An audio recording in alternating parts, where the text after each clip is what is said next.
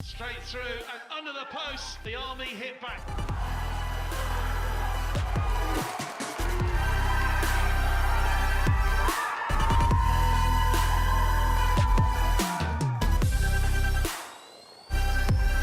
And it's straight over for a try, early doors for the Navy.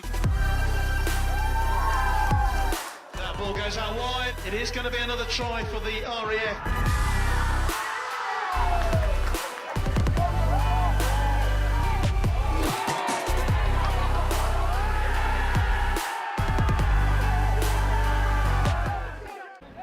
Hello and welcome to Burnaby Road in Portsmouth for the opening round of this year's Inter-Services Rugby League.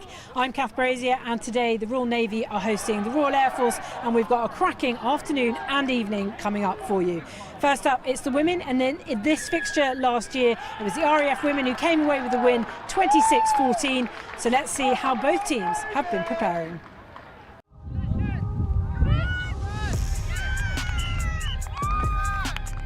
I'm really excited, to be honest. I think that the girls are excited as well. We just look forward to it, keeping morale high and keeping the fun up as much as possible, trying not to get too nervous, so yeah.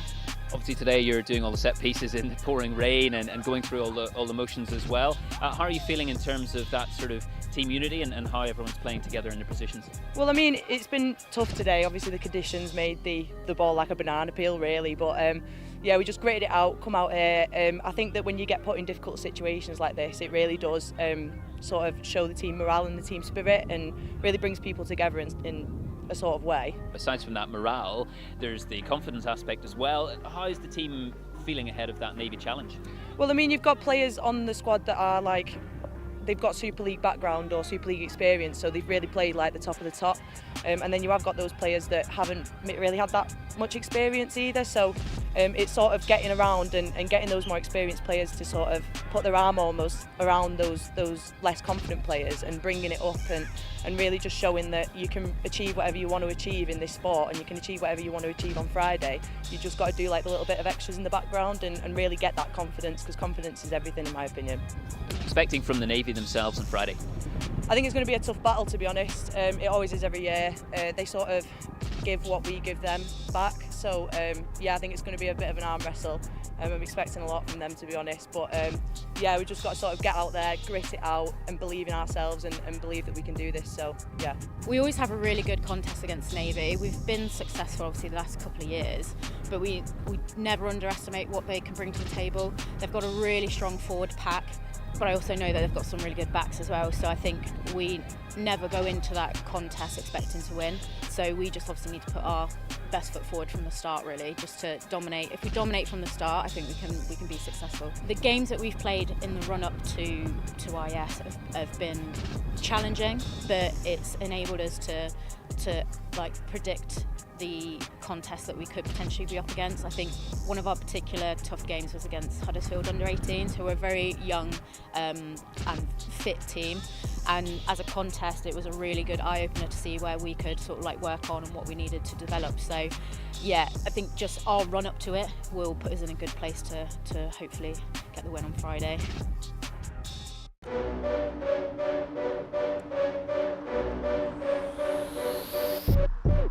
The team's looking strong. We've recruited well, and everyone so far has brought in really well to this week, so I'm excited. And of course, a lot of the girls will already know each other, being dual-coded players with Union and coming into league. It's quite a long year for you in terms of rugby. Does that, in terms of working your job at the same time, does that bring any challenges at all? Yeah, it always brings challenges. Obviously, the Union season takes up a huge part of the year, and then there's a bit of a break. Some girls go on to play sevens and they come into league. It just comes with early comms, really, like just speaking to your higher ups and just hopefully that they buy in and give you the time off as well.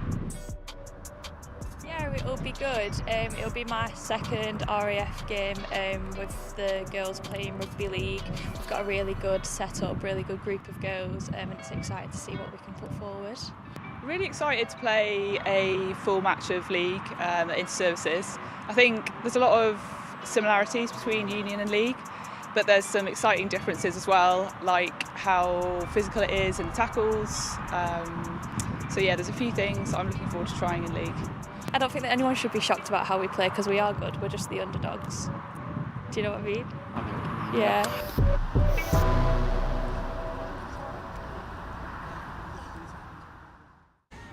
They're feeling strong and they're ready for a physical battle. So let's get on with the action and join our BFBS commentary team headed up by Julian Evans.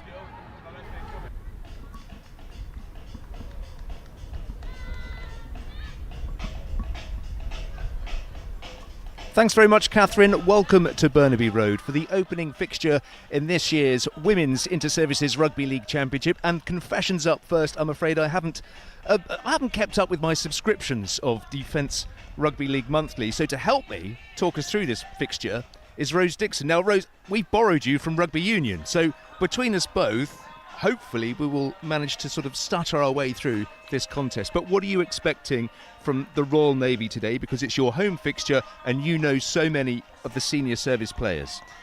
Yeah, absolutely. So what I'm expecting today from the Royal Navy is just to be hitting it hard up the middle. Like you say, I've played with a lot of these girls, pretty much all of them in a Union setting. I know what they can do.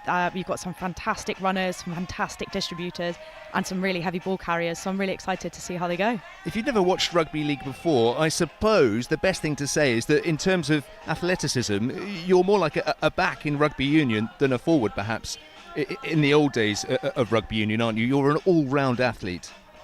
Oh yeah, absolutely.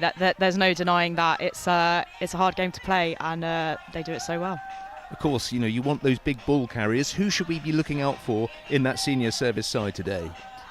So for me, we've got Laker Swain, Baby Rhino, we like to call her. Baby Rhino. Just absolutely loves a bit of contact, as well as Lucy Honeybell, who again will just look for those gaps to run through, but will definitely be looking for some things to run at. Looking at the contest as a whole, you know, the team to beat still are the Army, aren't they? Because nobody's ever eclipsed the Army yet. They are the defending champions. They have a number of players that play Super League, and in fact there are some Women's Super League fixtures on today. Hopefully you'll stick with us before switching over, because I know that the league leaders, St Helens, are playing today. They're playing Barrow. Now, if you have been following the Women's Super League, I can tell you that they picked up the shield already. So in rugby league terms, that means that St Helens have finished the season top of the pile, so nobody else can eclipse them. That's before they go into the playoffs. But there are a number of military players that play in Women's Super League. What does that say about Forces women playing sport at that highest level? Oh yeah, absolutely. I think it's fantastic, and you know, you've got to thank the service for that, for allowing everyone to do that, but also credit to the ladies, because not only are they pursuing full-time careers in the military, they're also able to then step that up and gain success in kind of top level sport, and you've got to hats off to those ladies.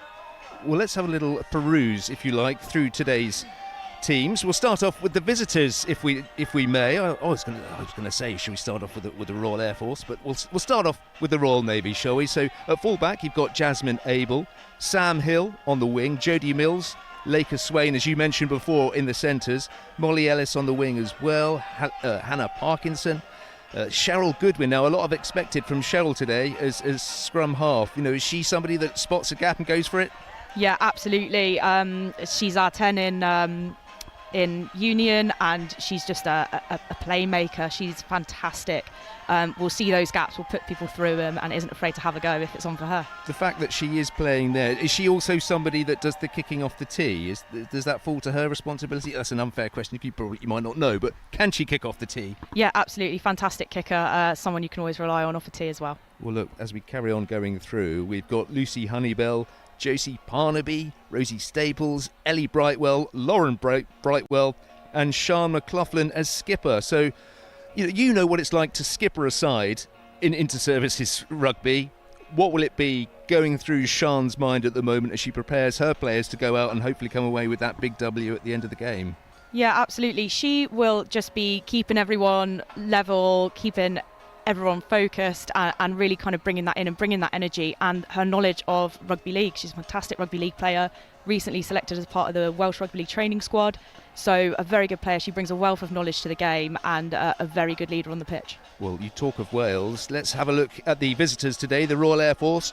Dan Tompkin is their head coach, and he's picked the team that he thinks can come here and come away with the victory. You mentioned Wales. Well, Chelsea Greasley is somebody that's been part of the Wales squad, hasn't she, with the Royal Air Force? Somebody that, do you know her from UK Armed Forces rugby? Yes, we both received honours recently for UK Armed Forces Sevens. So yeah, it's been well done. It's been great. Thank you. Yeah, there's a lot of, we've spoken about the crossover, but I always liken this to Sevens in that you need those ball carriers always looking for a space. Oh yeah, absolutely. And again, league is absolutely Chelsea's bag. She's fantastic at it, and a very, very quick, rapid player as well. So a danger on the pitch, definitely. Well, I probably don't want to remind you, but didn't last year she score a hat-trick against you in the inter-services? No comment. They would probably forgotten about that. Yeah, we won't all gloss over that one. So Robin Baker on the wing, Jess Wood, another dual codist in the centre. She's joined by Rachel Robertson. She plays her rugby league at Hull KR, so she's also an air traffic controller, so she might stop walls halfway through and direct some traffic. Frankie O'Connell on the other wing, Kim Grundy, it's her debut today. Kate Allen, Emma Norton, Sophie Boddy, Leah Bradley, Grace Burnett. Now she's somebody that you might know. She's their skipper. She looks in prime condition for this fixture. Absolutely. Again, another just absolute athlete. So another big danger on the pitch as well. Leonie Mahan and Lynn Brooker-Brown. So players that you know. What are you expecting from today's fixture? Obviously you want a Royal Navy win, but what are you actually expecting? Close contest or one side to run away with it? I think it's going to be a close contest. I think it's going to be a fantastic game to watch, a really good display of rugby, and kind of that's what I want to see. I want to see a really good display of rugby. I want to see people having a go, and yeah, just some of those light bulb moments.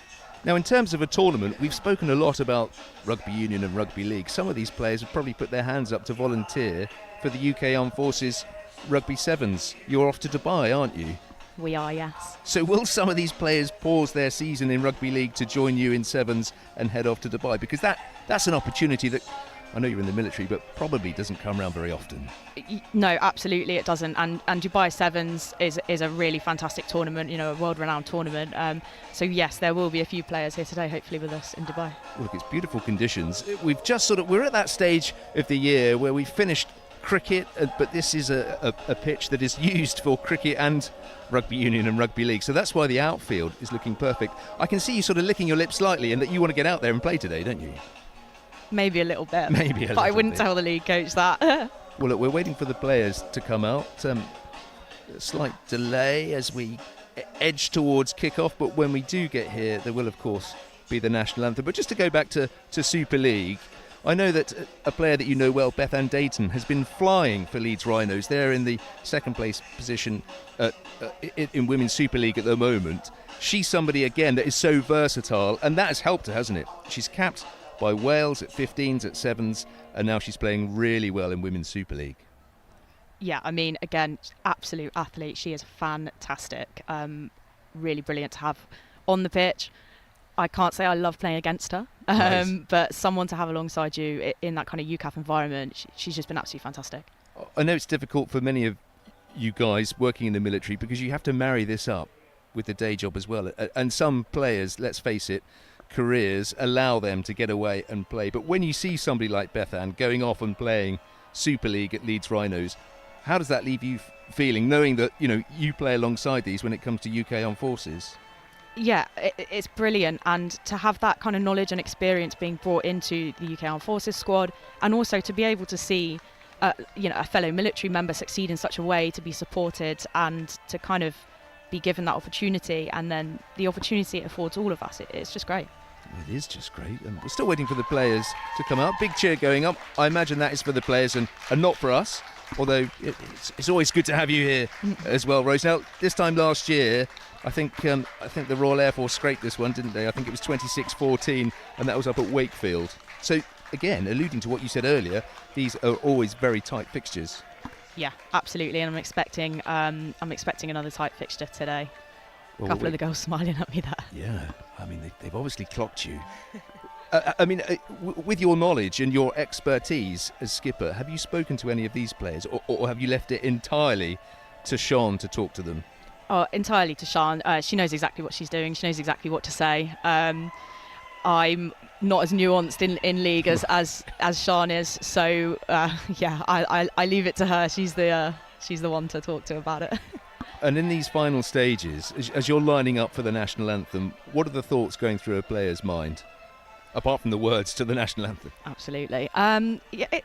It's a very strange experience, because you're very calm. You're singing the anthem. You're very calm, but in the same breath, you are just about to step onto a field, and then you need to be at 100%. So it's all about kind of managing those emotions. And what I've always said to the girls is breathe in the moment, have a look around, like really breathe in the moment, and kind of feel the gravitas of it. Do you park up the nerves? I like to think so. Are you somebody that enjoys the first hit before you can get into the fixture? Yeah, absolutely. Yeah. Absolutely, yeah. Well, look, the players are lined up, and we're just waiting now for the national anthem. I'm not sure what tune they're playing at the moment in the background. Here we go. Good afternoon, ladies and gentlemen, and the next one on the agenda for today is the Women's Challenge. This year, for the inaugural time, it will be played for the Junior League Cup. The presentation party is Air Marshal Marshall, Commander G, Wing Commander Birch, and Julia Lee.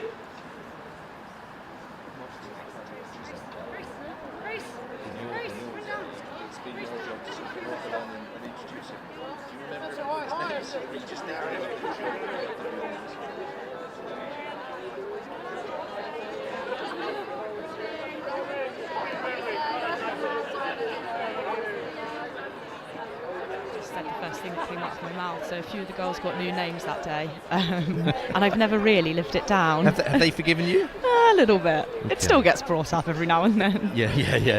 You're doing your best to try and forget about it. Yes, absolutely. In rugby union, we've seen the sport expand so well. You're playing at Gloucester. You're playing at what is now known as the Allianz Stadium, which of course is really Twickenham, apart from the name.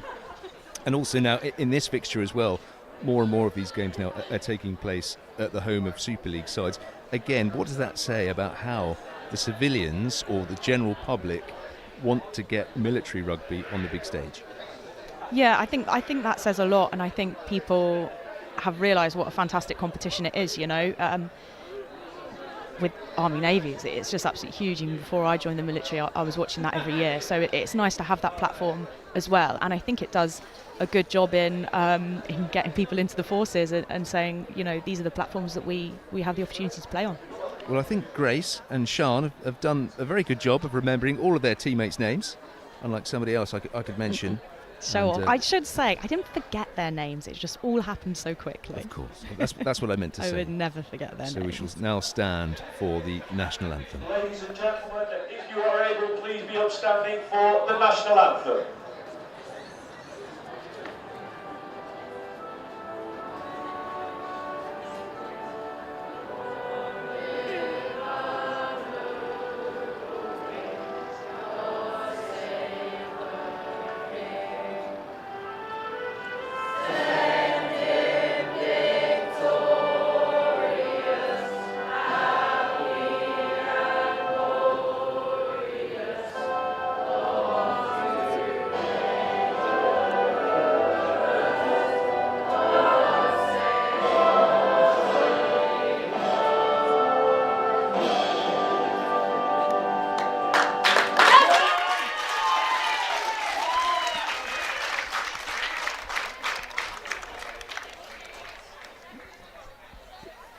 Well, we now await kick-off, and judging by the lineups, who is kicking off? I didn't see the coin toss.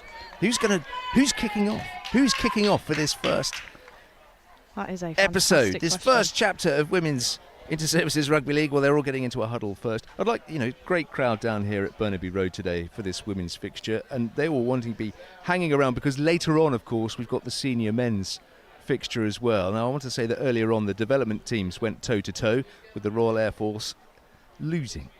The home side, the Royal Navy, won 28-12 in what was an entertaining fixture, and hats off to the senior service because they had a player sent off in the second half. So not only did they hang on to their victory, and in fact they added the extras after the player had been sent off as well. So well done to the senior service. First blood to them. We shall now see what happens with the women. We're just waiting for the ball. Here comes the ref with the ball, and it is the senior service to kick off first. So the first set of 6 will be in the hands of the Royal Air Force.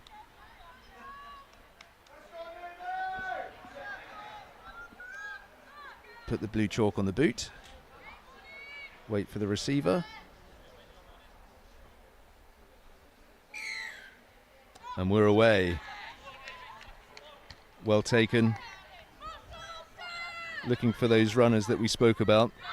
Lovely. Big hit straight away. I mean, that sets the tone, doesn't it, for the rest of this fixture? Yeah, absolutely fantastic. And that shone all over. Yeah. Absolutely. Emma Norton going backwards despite the bright orange boots.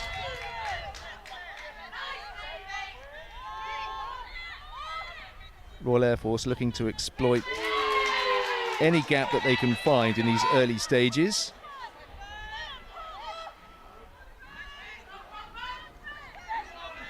Well, Leonie tracking up midfield as you said she would. She is an absolute athlete.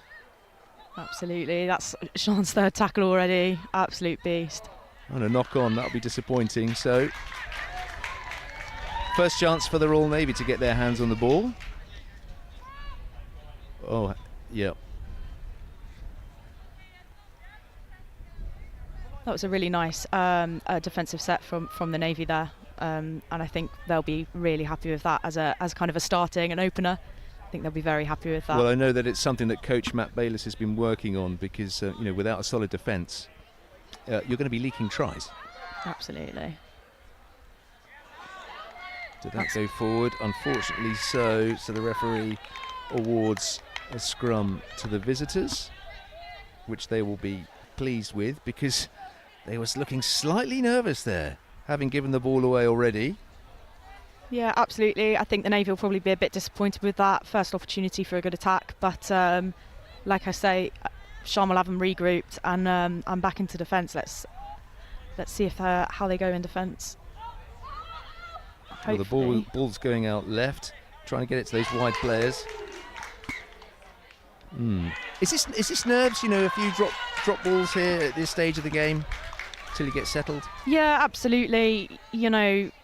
Coaches will always say first 20 minutes, let's just play what we can, let's keep it calm. But it's for reasons like this. It can be a very chaotic kind of start to a game until you settle into it and kind of stop overthinking it, I would say.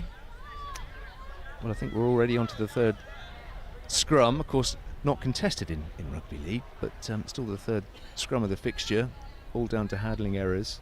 Now, who's that's picked up a little bit of a knock? I think that might be Jess Wood, who has got a slight issue with her. Is it her Achilles heel? Is that a permanent substitution? She's hobbling slightly. That will be a huge blow to the Royal Air Force because they will have. There will be moves built around Jess. Yeah, absolutely. Not what you want to see early on either in a game. I didn't see what happened to her, whether it was innocuous or whether she can run it off, but that her body language suggests that she won't be coming back on. That's a real shame. She'll be very disappointed with that.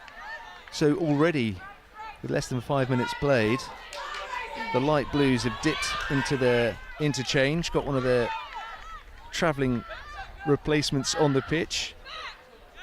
Hopefully for the Royal Air Force, they'll be hoping it's like for like.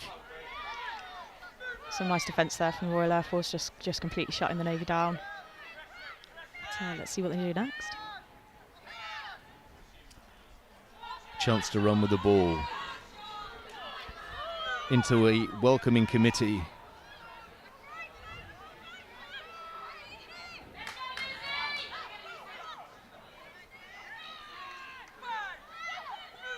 Edging try-wood, or certainly try-line-wood.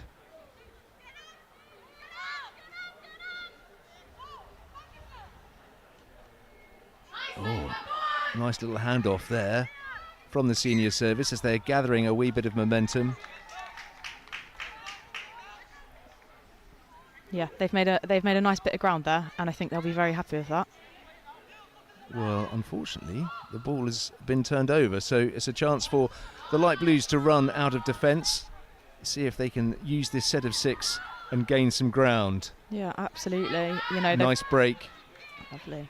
They've got a bit of ground to gain. It's not probably exactly where they want to be. Yeah, Kate Allen looking lively already. Did that go forward? It did. As you say, these nerves now just creeping into the players, but 20 minutes, did you say? Got 20 minutes to wait. That's the rule of thumb. The rule of thumb. A calm 20 minutes. Well, I don't know about rule of thumb. Everyone's a bit fingers and thumbs at the moment, but we shall see. Yeah, this is a platform, isn't it? Yeah, great opportunity for the Navy here. They'll want to be getting some points out of this for sure. So hopefully they've got something set up, and let's see those big ball carriers.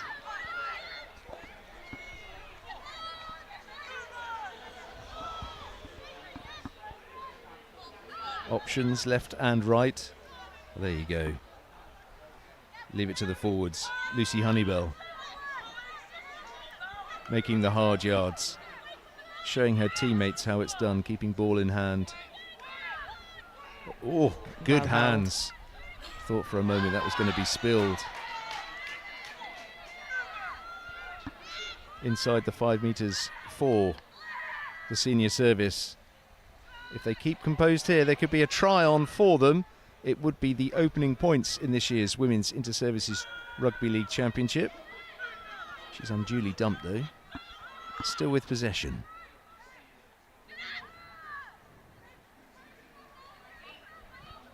I think it's fair to say that she was smothered. Yeah, absolutely. But back up on her feet and ready to go for the next. There we go again. Oh, big hit. That was a huge hit. I think that was Chelsea Greasley, determined to stamp her authority on this fixture. Yeah, I mean, she did what needed to be done in that area, absolutely. But unfortunately, there you go. You can see. I don't know if Sophie Body was expecting that offload then, but no. But yeah, you can see Cheryl Goodwin there giving it the hand signals. Settle it. So. Yeah, a bit of composure here, and a dot down over the line would be lovely.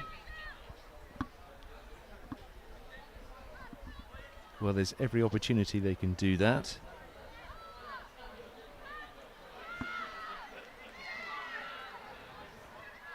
Some good offloading. Unfortunately,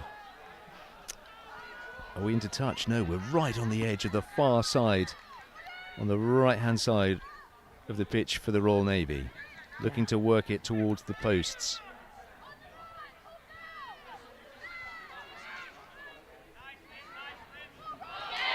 Is there an overlap? They're looking to exploit. Was the pass there? Big hit.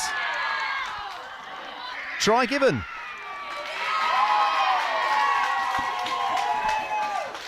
Well, they worked themselves over there. I think the in the end, numbers told, didn't it? They had at least a 2-player overlap, and that's what got them across the line. Yeah, absolutely, and that's hard. That's hard work, you know.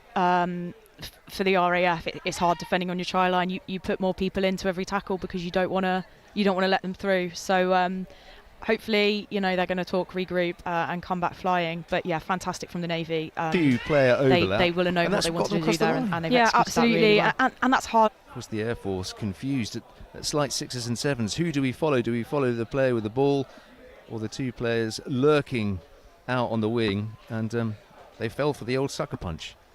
So congratulations to the Royal Navy. First points to them for this year's Inter-Services Championship. looking to add the extras. Hannah Parkinson lining the ball up. Takes a deep breath, composes herself.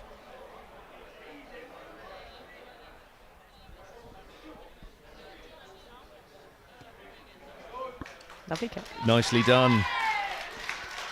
Yeah, they'll be happy with that, you know, points on the board in 10 minutes into the game. They're going to be very happy with that. Just don't take your foot off the pedal now. And that settles aside, doesn't it?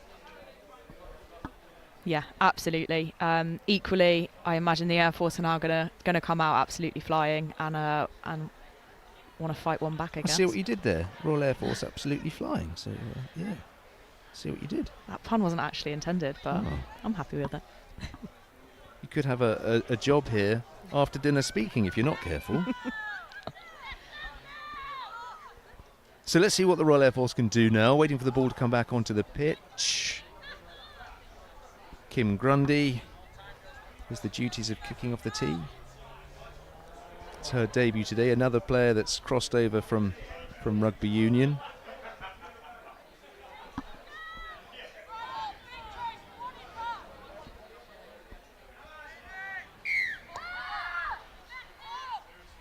Safe pair of hands for the senior service, and away again. Pulled down.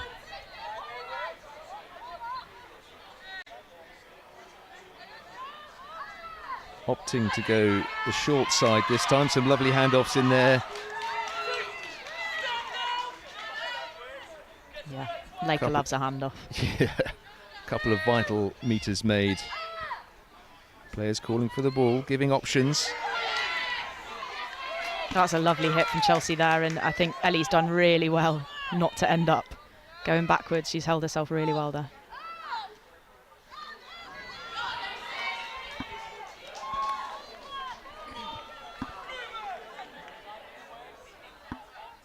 Now across the halfway line. Navy again with possession. I'm sure soon enough they'll be looking to go aerial and test the back three of the Royal Air Force. Here we go. Looking into the sun. Don't let the ball bounce, they always say. Oh, got away with that one, I should think.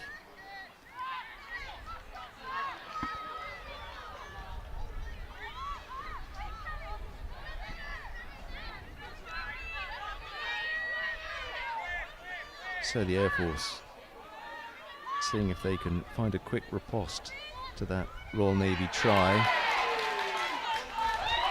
Oh, might have an injury here. Emma Norton clutching her face. Was it when she banged her head on the ground? A slight sort of... No, was it a knee coming in? Couldn't quite see what happened. No, but she knew immediately there. Well, this would be a huge blow to the Royal Air Force, having already lost Jess Wood. The last thing they want to be doing is losing another one of their big ball carriers in Emma Norton. Yeah, that's a real shame. The Air Force there were looking really good, looking very put together and very structured. So to lose a player at that time, yeah, that's going to be a bit of a hit to them.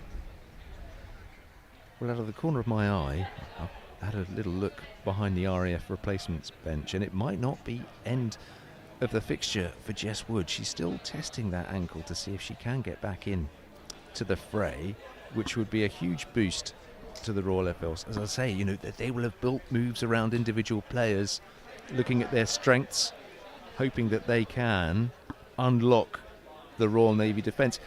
You've never played this game. Are you tempted? Is that an unfair question live? Do I have to go through your agent first? What's the deal? You're right. I've never played it. I've been to a few training sessions. I don't know. You know, I'm a union girl through and through for the most part. But I wouldn't be surprised if one day, and I'll leave it at one day, I was to put on a league shirt. Never say never. Well, exactly. Never say never. If you're listening, Matt Bayliss, no. I'm sort of. I'm not saying the ink is dry on the contract, but we could be edging closer. Certainly edging closer than we were 20 minutes ago. It looks like Emma Norton's going to be okay. I think she's just. Is she walking off or just a? Just a quick assessment with the medical staff. She doesn't look like somebody that's not finished. Yeah, absolutely. Hoping that she's all right, and it was just a small knock. But yeah, the medical staff will be all over that. One thing that we've noticed over the years in following military sport is that it can be so frustrating in not having the right players available at the right time of the season, and you want all of your best players available for inter-services. Is that something that you've fallen foul of in your version of the game when you've wanted players to be freed? Unfortunately, their work commitments mean that they can't. Yeah, absolutely. It's very annoying, especially when there's potentially a player that you've had in the team for a long time and suddenly they're not available because they're deployed, they're away, they just can't get the time off. And I guess it's nature of the beast in reality, but yeah, it can be very frustrating. Just want to say hi to David Steinberg. David has asked us where the academy game is. Well, David, that game took place earlier on this afternoon, and I'm not sure if you're following the Royal Air Force or the Royal Navy, but I can tell you that the Royal Navy won that one 28-12, I think it was in the end. So, or was it 26-12? But so they've drawn first blood in that fixture. But if you want to hang on and hang around, later on this evening with a 7 o'clock kickoff, it's the senior game as the Royal Navy men take on the Royal Air Force men, and that, like this one, is set to be a full-blooded encounter as the Royal Navy again rumble their way ever closer to that RAF try line. I'm absolutely loving the confidence that the Navy are running with today. Just fantastic. Well, look at this, spinning out of tackles, knowing exactly where they want to be, closer to the posts. Again, with more options, everybody looking hungry for the ball, and as the playmakers, that's what you want to be seeing. RAF defence holding firm at the moment. Referee decreeing that is finally tackle, so just ushering them back from where they need to restart from.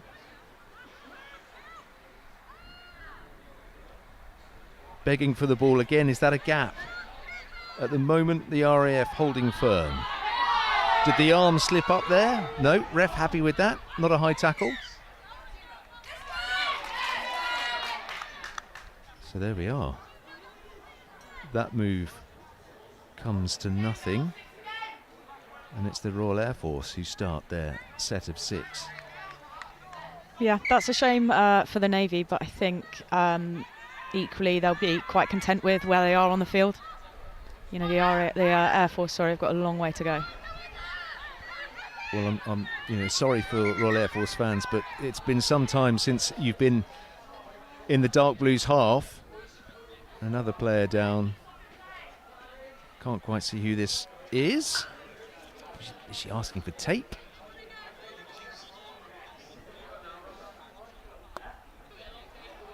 Looks like a nosebleed or a cut above the eye.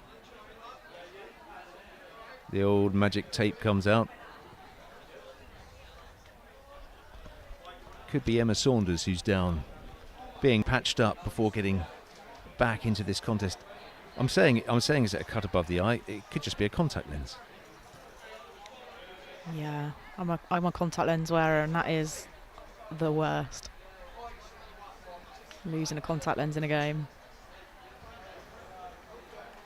But actually, it's Rachel Robertson, who plays her rugby at Hull, who's just dashed off the pitch. Well, she's got something. I think it's a small cut to the head, isn't it, that she's nursing at the moment. So don't know if that will require stitches or just a big daub of Vaseline. Gives the players a little chance to regroup, regather, especially for the Royal Air Force. They'll be desperate to get back into this contest. Skipper going round giving everybody a little bit of a G up, a little bit of a pep talk. Because at the moment, the Royal Navy are well on top, both on scoreboard and in terms of territory. Although, crucially, the RAF are still in possession, so they'll want to clear their lines. A little delay on the pass, a little delay on the pop. Not quite the structure that you'd hope from the RAF at the moment. They're all a little bit bunched. yeah, absolutely, and I think just need to kind of reset and regroup a little bit. Well, a chance now to stretch the legs for some of their fleet-footed players. See what they can muster. Give it to me, says the skipper. Yep, that's the way to do it. And an offload as well. Lynbrooker Brown in support on the shoulder. That's just what they need. This is more like it from the RAF. As Sophie Buddy goes on a little run, which is cut short. Yeah, RAF have done really, really well there. You know, I said earlier they had a long way to go, a long ways up the pitch to go, and they have made some really good ground and pinned the Navy in. So I suggest they heard you, because they took your advice and they've taken the ball all the way down to the other end of the pitch. Now the task is to keep their opponents deep in their own half and attack again, and it looks like they've won possession of the ball as well, although has it come at a price? Is Leonie Mahan down with a slight knock? Again, a knock to the head. It's always a risk with rugby league because you tackle so high to prevent that offload. The top half of the body is slightly exposed, isn't it? yes, and I think it maybe her nose. Nose or Goodness, teeth? Yeah. Well, hoping she's okay. A lot of the Air Force team taking knocks, which is going to be quite difficult, especially as we go through the game. So just hoping that Leonie's okay there. As you say, it looks to be the nose that she's clasped at the moment with a tissue.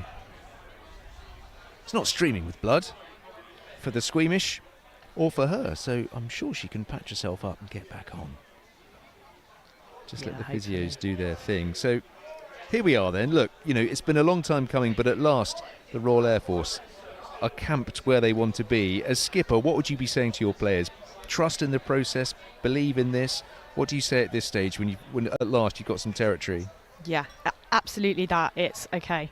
Yes, we're here. We can't get too excited. And just, trust the process. Let's play our phases, play our game, and believe that we can do that and come out of there with something. The worst thing you can do is kind of get in the opposition 22 or 20 and then start panicking and doing things you would never do, doing things you've never trained. So hopefully they're going to play their system, and hopefully for them they're going to come away with some points. I think they call that try-line fever, don't they? How do you negate that? Is that just practice, get out there and train? Yeah, absolutely. You know, you need to practice that until that's the muscle memory that you're doing, and your body's doing the work rather than overthinking it. Well, it looks like Mahan is going off for a little bit more attention. Formerly a dog handler of all things, but I think now she works in counterintelligence. So she'll something that you know a little bit about. Yes. Well, yes, a big change. And in all that, I think a patched up, was it Rachel Robertson, trundle back on to join the scrum there? But I think so. With tape around the head. Tape around the head. A classic look. Oh, that's a shame. Yeah, Frankie O'Connell. And now she's got to get all the way back. Fantastic breakout from the Royal Navy. I think she knew how far she had to go there. Oh, well done, the skipper. She saw what was on there and snuffed that out at the earliest opportunity. And again, which the referee has said, possibly, is that offside? Quite possibly. I mean, that's a shame for her. It worked the first time. Why wouldn't you do it again? Yeah. Just a second too early, it seems. I think she's put her hand up to apologise. And, of course, again, you give away vital metres.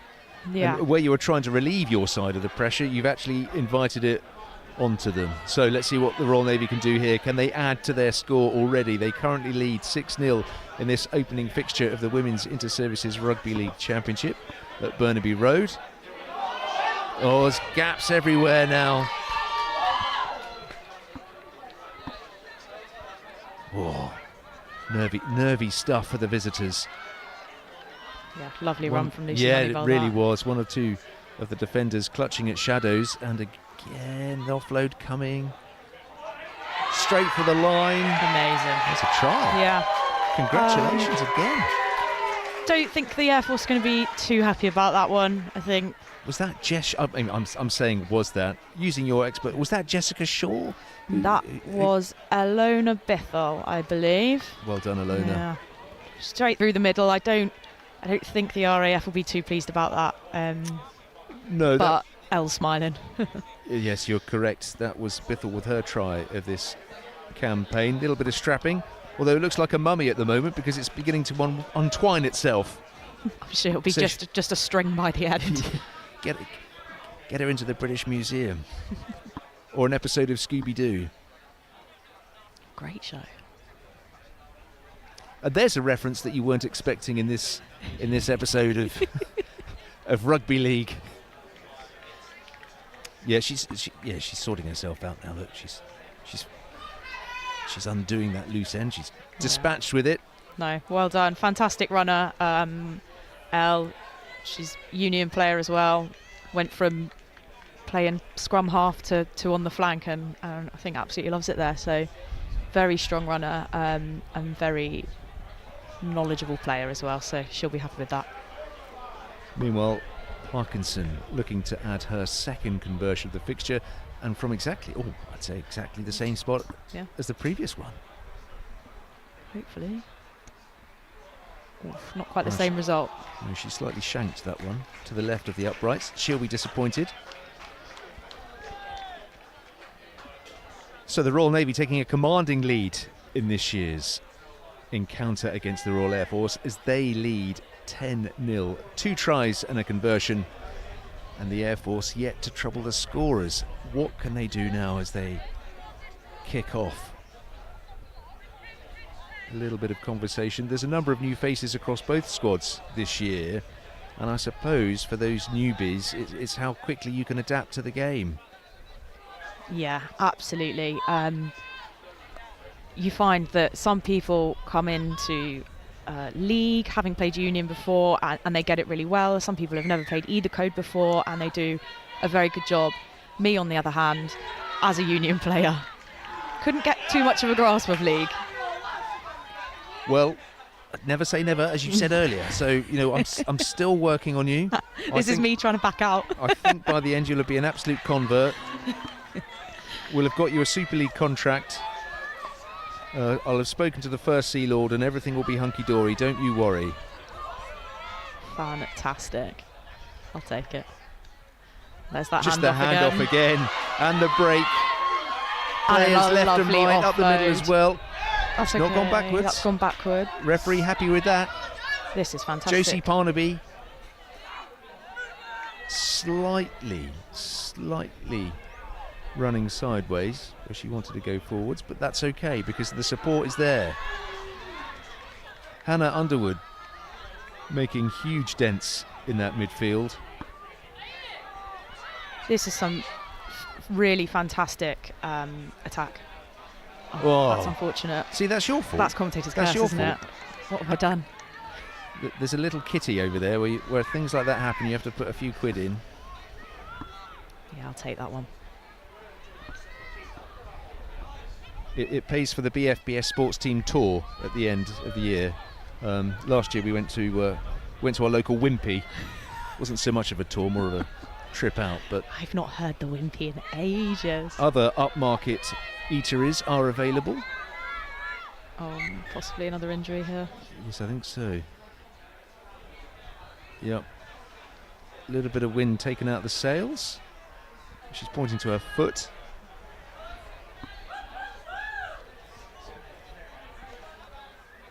Frankie O'Connell on hand with the immediate first aid before the official medic gets onto the pitch. Not happy with the ankle. She rolled it. That's Lynn Brooker-Brown that's down. Well, you'll be delighted with the start that the senior service have made to this encounter. Yeah, absolutely. I'm doing my best to be as impartial as possible, of course. I can tell. But absolutely buzzing for the girls. The confidence that they're running with and just the structure and the stuff they're putting together, it's just fantastic, Seeing those line breaks and the offloads and the support play, it's absolutely brilliant. There's a slight pause, a slightly longer pause than we'd hoped. with players. Oh, this looks like it could be index for Brooker Brown as she's, don't want to say escorted, because that's like you on a Friday night, isn't it? This is how you like to. In fact, this is how John Knighton left the Wimpy last year. That's a sign of a good night, no? Well, we thought so. He doesn't remember, so yeah. Probably didn't think so the next day either. Okay, here we go. RAF still with possession.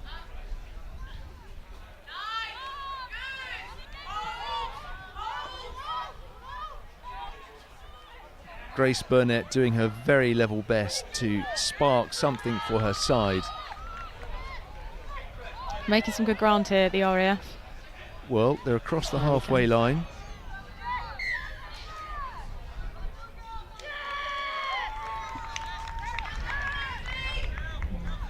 Looks like penalty against the Navy. Infringement from the Dark Blues. So we go again for the RAF. That's a Kim strong Grundy. handoff. Again, you love a handoff. Out of 10, how would you mark that one? Yeah, that was fantastic. We'll give that a solid 9. Oh. You don't want to follow a positive with a negative, and unfortunately that's just what's happened there for the Royal Air Force. Some fantastic work by Grundy. Yeah. Undone again by perhaps the old try-line fever. Yeah, again, hopefully the RAF are feeling confident. They had some really good go forward there, so we'll see what happens. But you know, they're on the edge. They're getting into the 22 or the 20 a couple of times now, and they just need that kind of last push. But back in defence they go. Having done all the hard work, Pirouette out of trouble. One of those where you sort of end up almost where you started from, but actually she's got the momentum. She's still going. Fantastic stuff. Yeah. Crucially across the gain line. Small but mighty. Small but mighty.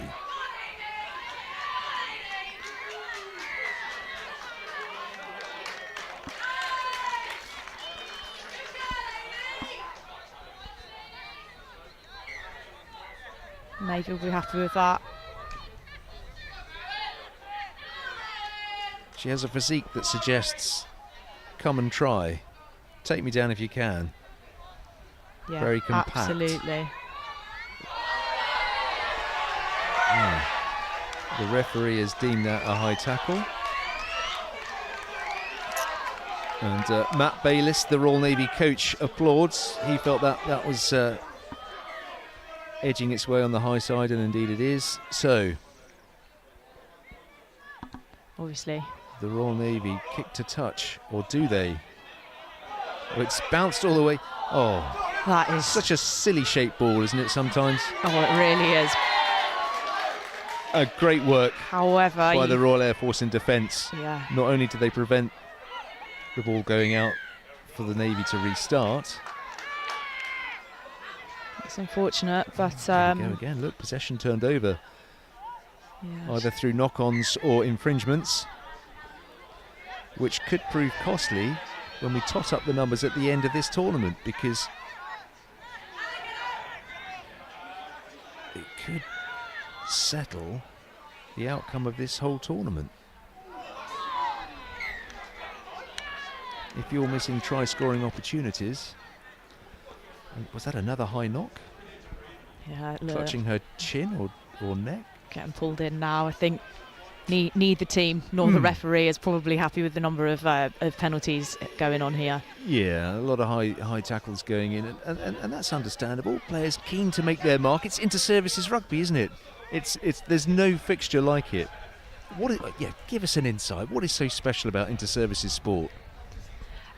There's something about kind of about pulling on that shirt that makes it more special than any shirt you'll pull on. I couldn't put my finger on it really. I think for one, you know, the camaraderie of all the players, all the girls, you know, we're all from different backgrounds, but we're all in the Navy and we're all here working hard to do the best rugby and play the best rugby that we can. And I think, there's something about that shirt that just means more than anything. You want to put in every ounce. Oh, splendidly done. Wow, a little bit of improvisation with the boots and a little scoot up the touch. Staying in, crucially, so retaining possession.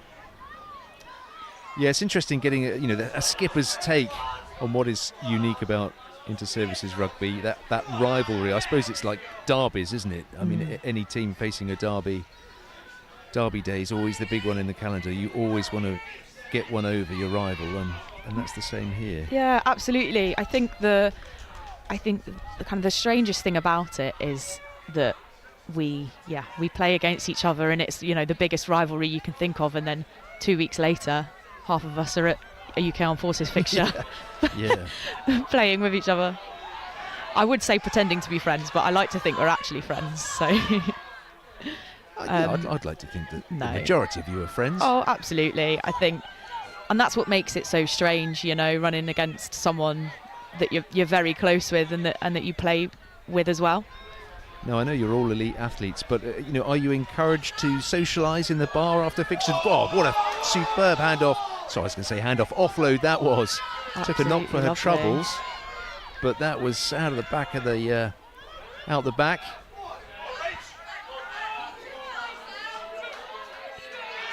Robertson taking the ball upfield, exactly what she was brought on to do. Jodie Rawlinson as well, following suit. Yeah, I mentioned the bar, and that's a offload that perhaps Kim Grundy will be telling everyone who'll be willing to listen to in the bar afterwards. Do you see my offload? Oh, absolutely, and rightfully so. You get bragging rights for an offload like that. But yeah, I think most will be in the bar afterwards. Bar or no bar, we all do like to hang out with each other, and it's always a nice event after inter-services.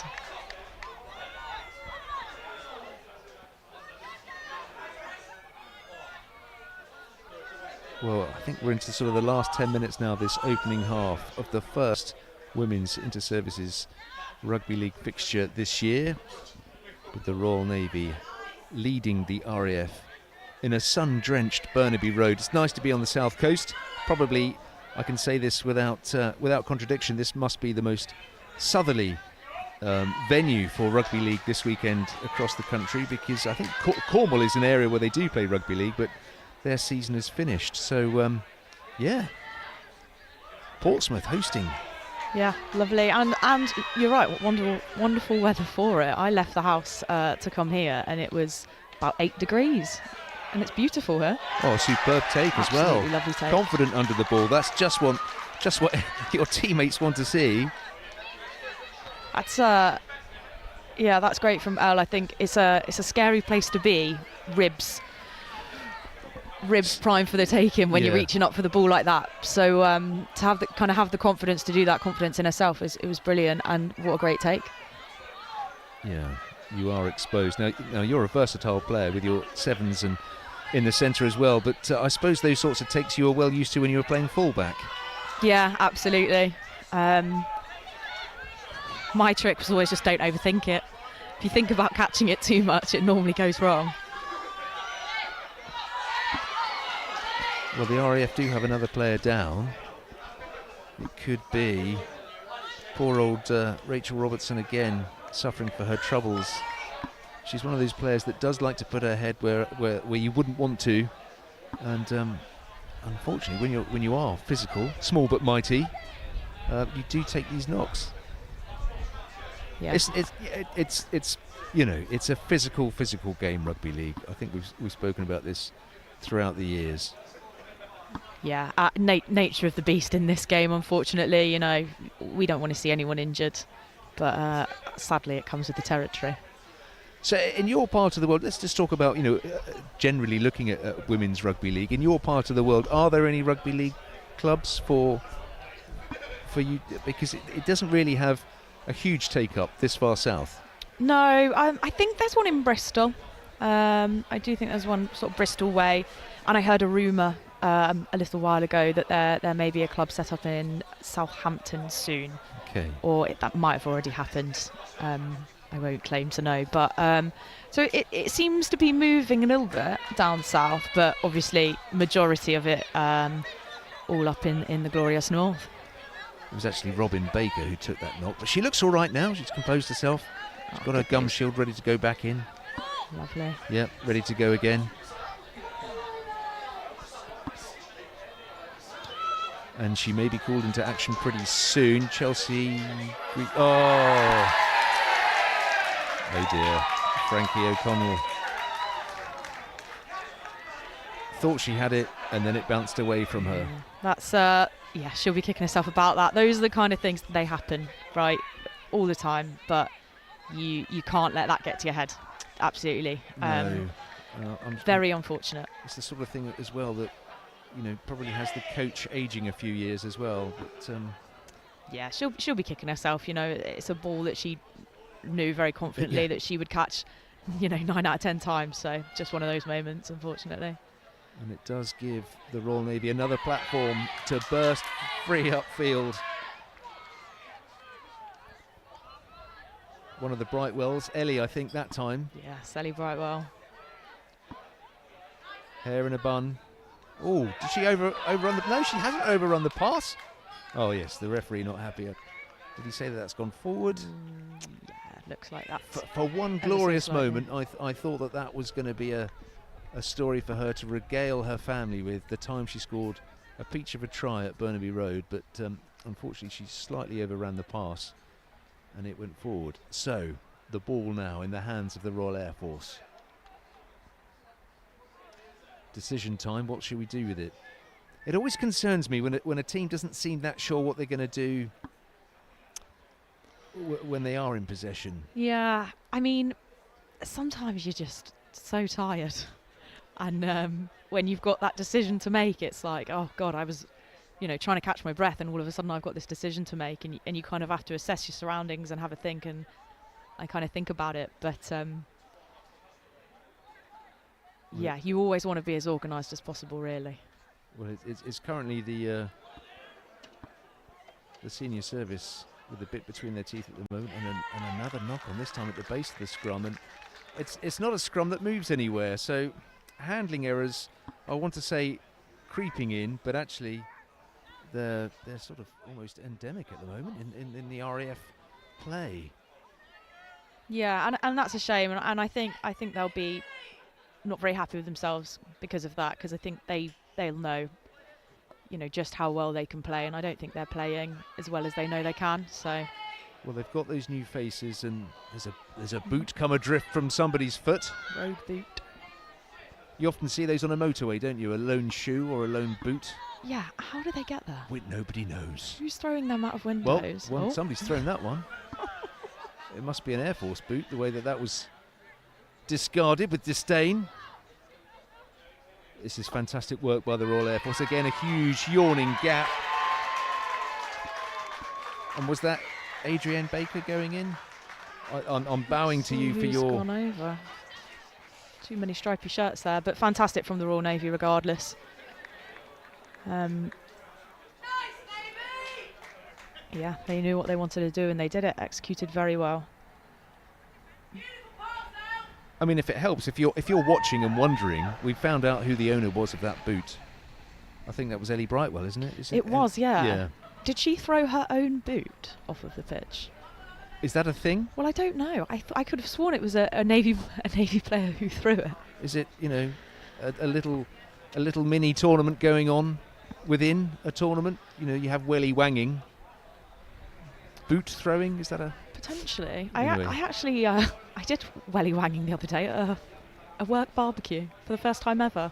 So never heard of it before that. So if you are playing sort of random bingo, Inter-Services Rugby League bingo, you'll have had Wimpy, Scooby-Doo and welly wanging. Welly wanging definitely wasn't on my bingo card. Whilst all that was going on, I think Cheryl Goodwin rather messed up by her standards, the conversion. Yeah, no, she won't be happy with that. She's a very good kicker, very capable kicker. But 3 tries to the good. for the Royal Navy as they lead 14-0.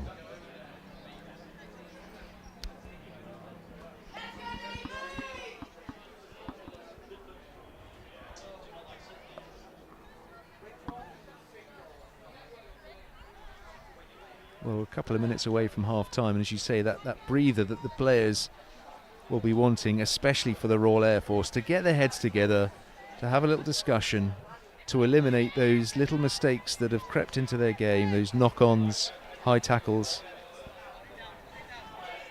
Yeah, absolutely. I think I'd be remiss if I didn't say they will... Oh, that's unfortunate. Well, it was a superb take from Kickoff, and then a rather over-ambitious pass, perhaps. Couldn't quite be taken, but this is better from the Royal Air Force. Prepared to take the hit. It's gained some ground. Good pick up from the skipper. A chance for her this is to exactly attack. Where the Air Force want to be right now. Who's calling for it? Who wants it? Another nice handoff. Superb run from Kim Grundy. Yeah, she's had a fantastic game so far. Players calling for it. An overlap on the left if they can work it that way. Fantastic offload. Darting towards the line. Oh. Slight panic stations, both in attack and defence. In the skipper's hands again. She's barrelling her way through. She has done what she set out to do. She's pleased with that one. A try for Grace Burnett. Yeah, can't blame her for being pleased about that. You know, that's a 39-minute try in the making that they've been knocking on the door of, and I think that will probably give them the confidence, a little bit of a confidence boost for the next half. Well, it gives them something to work with, and when they come out in the second half, they will have what there is of a breeze behind them as well, and they'll have the sun behind them, so the bright sunshine that there is here at Burnaby Road will be in the eyes of the Royal Navy. All these little things add up. I think that's Sean McLaughlin on the floor there.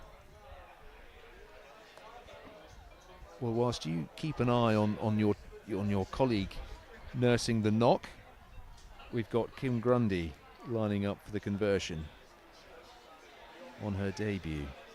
Can she add the extras?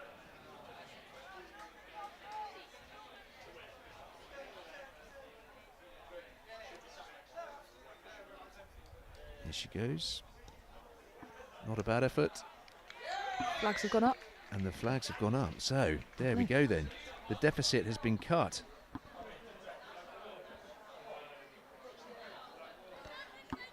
There goes Rachel Riley up to the scoreboard there. Working the numbers.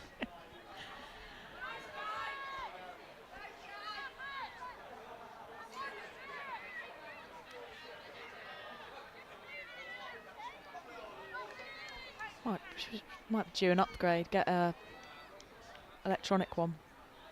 I quite like this traditional method. Are you a fan? It's just struggling a little bit to change the numbers there. But. So, if you are watching, yep, it's 14-6 to the Royal Navy.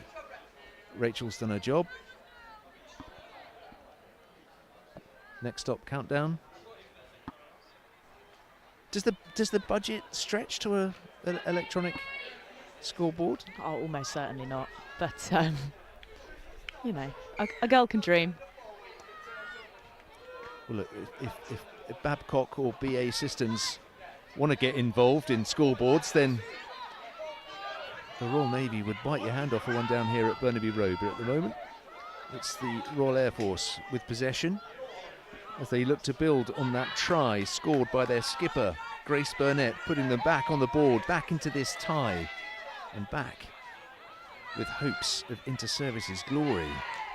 This is more like it. This is more like the side that overcame the Royal Navy last year. Maybe it's a confidence thing. Yeah, there goes the skipper again. More handoffs. And a great offload to boot as well. Support players left and right. But it is Sophie Body who took the ball that time. Oh, and away. A little pirouette by Kate Allen. Yeah. She too looking to influence things now.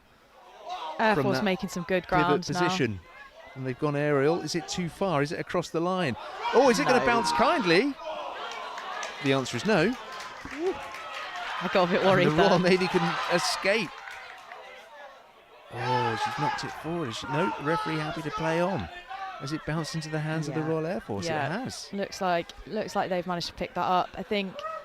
Yeah, that's Snaffled just. that, and that's if they keep possession here. If they can, with just seconds to go before the half-time hooter, if they can get one more try, it will make things very interesting in the second half. The direct approach from Leah Bradley. Ship it, ship it, ship it is the cry. Oh, darting back in. Oh, it is a try. Congratulations, Hannah McCabe. That was a lovely change of direction there. Just to cut back in, can see the Navy players kind of overfolding, over defending, over pushing, and yeah, the cut back in, big gap in the middle. Can't deny that was a great bit of play. Well, look, that makes it 14-10, and earlier on we spoke about missed opportunities for the Navy scoring. You've got to take those try-scoring opportunities, and on one or two occasions, perhaps they were guilty of overthinking, overplaying things, and now the Air Force are back into the match with half-time looming. Yeah, absolutely. And when you're in your own kind of 20 metres, what you don't want to be doing is giving the ball back to the other team. So you have got to be careful, play a bit smart with it. However, I do like the confidence that both teams are now showing, not afraid to have a go. And yeah, just like to see it tightened up a little bit. And yeah, see how we get on. For the first 32 minutes, it was all Royal Navy. The last 8 minutes, the RAF have shown exactly what they can do, and this will be the last event of an exciting first half as the conversion drops short from Kim Grundy. So, half-time score here at Burnaby Road. Royal Navy 14, Royal Air Force 10. Your thoughts then, Rose Dixon, as we go to the sheds? I think a bit of a slow start for the Royal Air Force there, and I think they'll know that. However, going into the sheds with kind of 2 tries behind them in the last 10 minutes, they're definitely going to be happy with the trajectory of which this game is going. However, I can imagine they'll be in there saying, right, we don't rest on this now, we come out with the same energy. From the Royal Navy side, I think what I would be saying is we can't just be resting on our kind of laurels because we're a couple of points up. They need to keep that pressure going, keep that pressure on the Air Force, pin them back down in their own half again like they were at the start. And it was that their defence in the Royal Navy defence, in the first kind of 20 minutes of that game was absolutely unrelenting. I think it let up a little bit, but that happens when you get tired. Hopefully they come out, keep that relenting defence on, because I think that was a key part in forcing some of those errors from the Air Force. Rose, thank you very much for that insight into the thoughts of both groups of players. At half-time here at Burnaby Road, it's the Royal Air Force 10, hosts Royal Navy 14.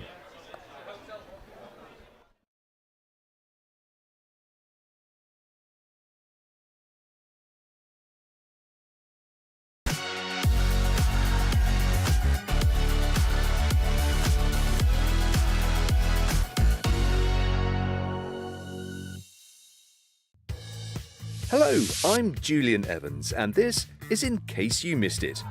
RAF rugby star Amy Cockayne is set to earn her 76th cap for England this weekend as the Red Roses take on current world champions New Zealand at the Allianz Stadium.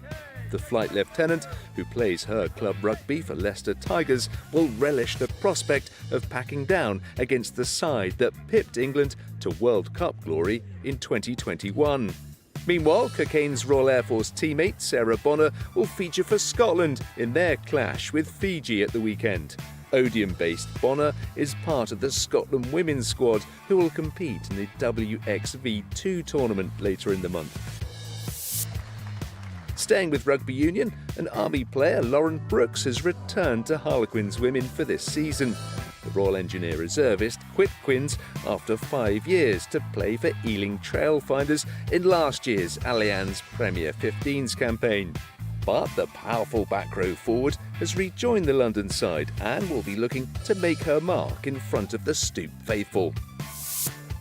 The Royal Navy men's senior football team are through to the second round of the Hampshire Senior Cup after a 3-2 win over Alresford Town. Goals from Gary Hurd, Elliot Holmes and Jack Wright helped the Dark Blues to victory. The Navy made their tournament debut last season where they reached the quarter-finals. Elsewhere, new RAF women's football head coach Michelle Perkins enjoyed a winning start to her tenure.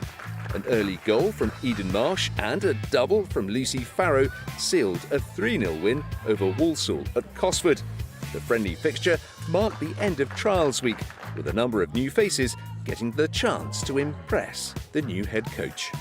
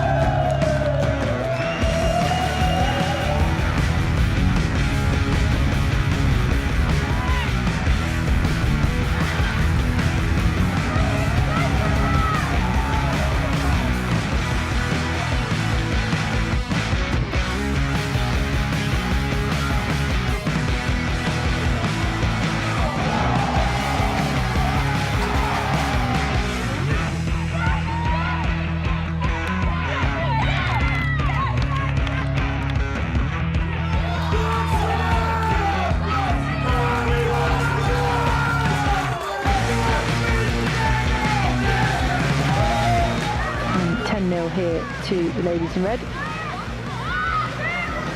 Great run there by Kira Fitzpatrick. And she's got some wheels on when she turns it on. She got that down, I can't quite see in the corner. Yeah, it's given. Yeah, over here in the right corner. Sense an opportunity here to get an early score. That could be really important for them. And going for the line now is Linda McLean. And that is a try for the RAF. Over. Linda McLean scores an early one for the RAF. And that high ball again at the end of a set. That may well fall for Alex Bonds, and she is over! Wow! Kicked her own kick, ran through the... That was amazing, Jim. I mean, that's champagne again, isn't it?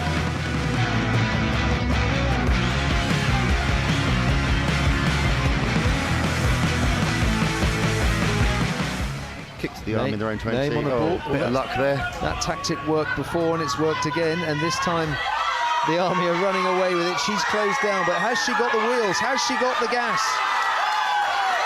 Yaravoli running the length of the pitch. More gas than a barn full of bone vines on a lentil diet. She's run almost the length of the pitch to dot down. Fantastic solo effort under the pitch.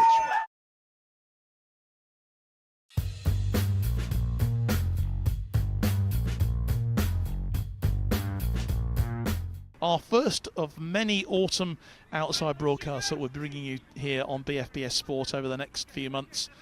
My goodness, be looking at the diary, I don't think we're going to be in the office very much over the next few weeks. The ball curled over and it's into the net. Oh, and that was a disaster for Six Scots. That's Kennedy that scored. Lewis Kennedy was on the end of it and he timed it perfectly. So with 11 minutes gone, it's One Mercian who have opened the scoring here. And although he can't be here, I'm sure that Lieutenant Colonel Lee Curzon, who's the commanding officer of Six Scots, in fact Lee Curzon is here, of course. I'm just going to mention as well the Mercians because a lot of the guys, I'm sure, are not there. Goalkeeper makes the save, and it's tucked into the net for a second goal for the Mercians there. The number 7 tucking the ball away. Oh, it was the number 9, yeah. It was Smith who got it from the corner. Well, it was inevitable, wasn't it, in the end? All these corners that the Mercians were having, and it's Smith who tucks it away with consummate ease. It's 2-0 to 1 Mercian here. More pressure being... Northie. Skip up.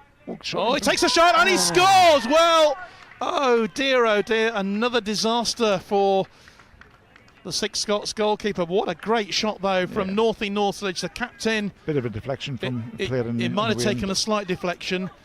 But I think the keeper would probably... We can just see it coming up. Northridge just picks his spot, really. It takes a deflection, and it's just too wide of the goalkeeper. And 3-0, well, you've almost got to say game over. Yeah. Orchard then with the clearance.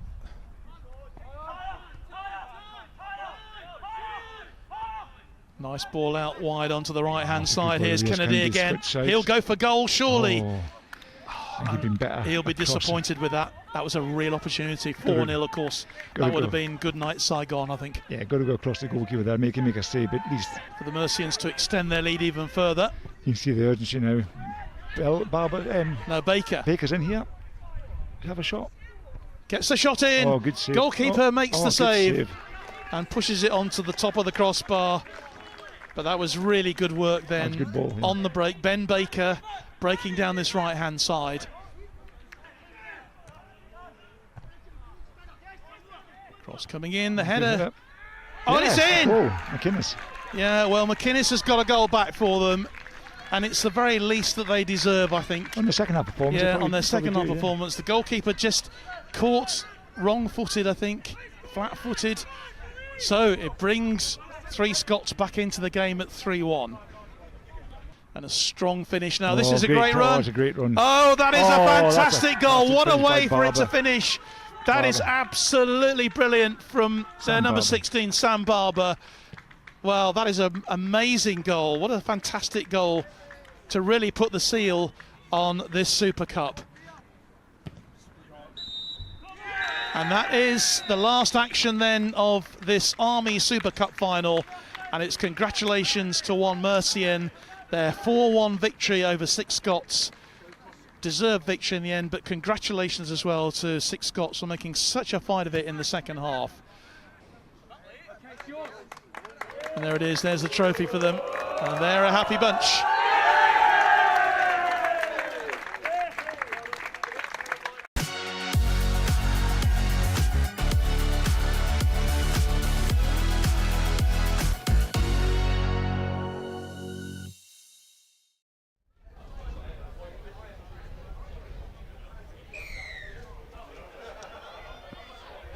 Welcome back to Burnaby Road for the opening game in this year's Women's Inter-Services Rugby League Championship, where the hosts, the Royal Navy, are currently leading a slow-starting Royal Air Force 14 points to 10. I'm joined by Rose Dixon. She's the skipper of the Royal Navy Women's Rugby Union side, and so we've got her on gentle loan, if you like, for this fixture, but Rose does know many of these players, as there's plenty of crossover, and impressed with many of your rugby union colleagues as they make their advances in rugby league in that opening half. Yeah, absolutely. I was just saying, I think the Navy have been playing with such confidence and tenacity. It's just been great to see.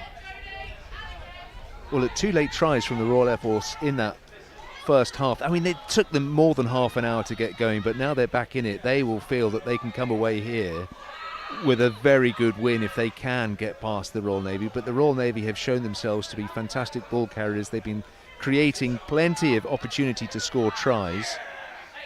And they've also had a solid defence, which are the foundations for any inter-services victory.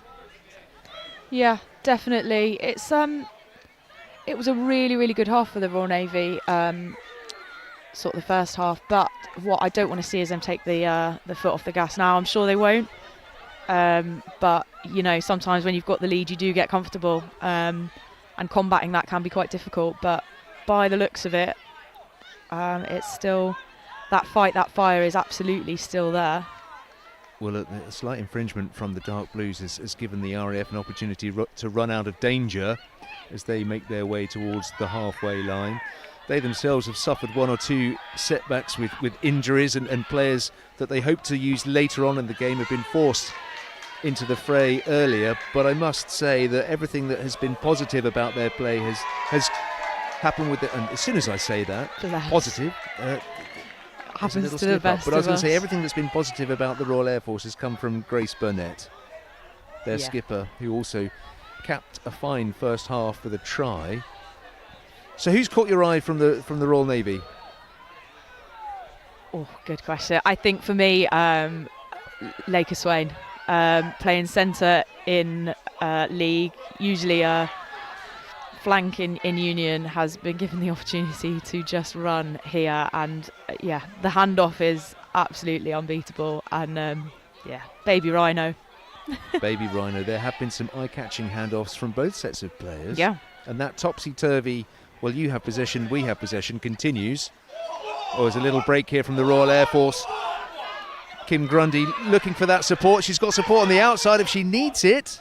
A deft inside pass, and we know that the wheels are there as Hannah McCabe comes in and dots down under the posts.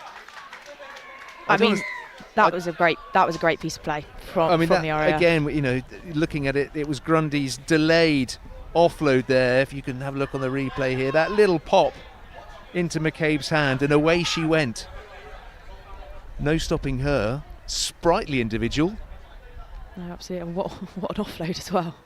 Which is probably not the start that the Royal Navy were expecting or hoping for either. So that draws the scores level. It's 14-14 here at Burnaby Road. Yeah, this is where the Navy need to really keep their composure now. You get comfortable when you've got a lead for quite a while, and potentially they're feeling a little bit rattled. So they just need to keep their composure, and that looks like what Matty Bailey seems to be doing now. Bringing them all in, get them to have a breather, and we reset, we go again. It's our game if we stick to our system. Is probably what he'll be saying in there. They just need to trust themselves. Conversely, the RAF have come out the blocks flying there. They knew what they wanted to do, and they've done it. Well, Grundy ghosted up the touchline, in and out of would-be tacklers, evading them all, offloading to McCabe. She went in and scored that try, and now it's up to Grundy to add the extras, and she looks composed and is sort of almost as if she could convert that in her sleep. So for the first time this afternoon, the Royal Air Force are in front.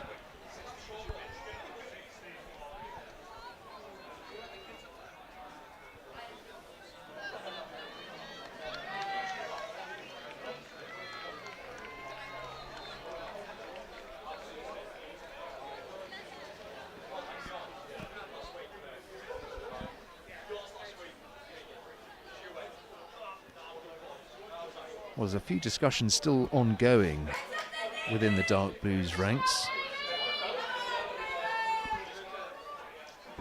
as they find themselves trailing for the first time in this fixture.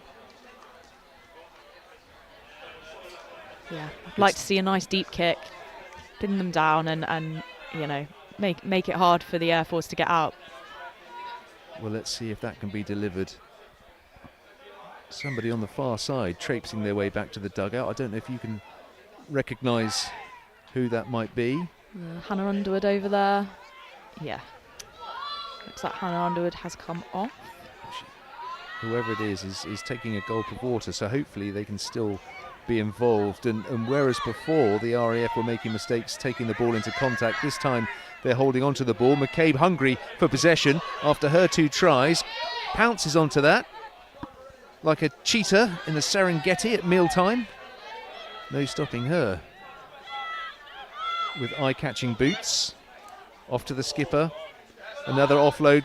Grundy looking for support. She doesn't get it. She's quite happy to go to ground on this occasion. Kate Allen asking who's next in line. Chelsea Greasley now having a little run. slowly but surely the confidence has come back. And with that ball not quite going dead, the Royal Navy can run it out. Oh, this is good play. Big hit, bouncing off would-be tacklers.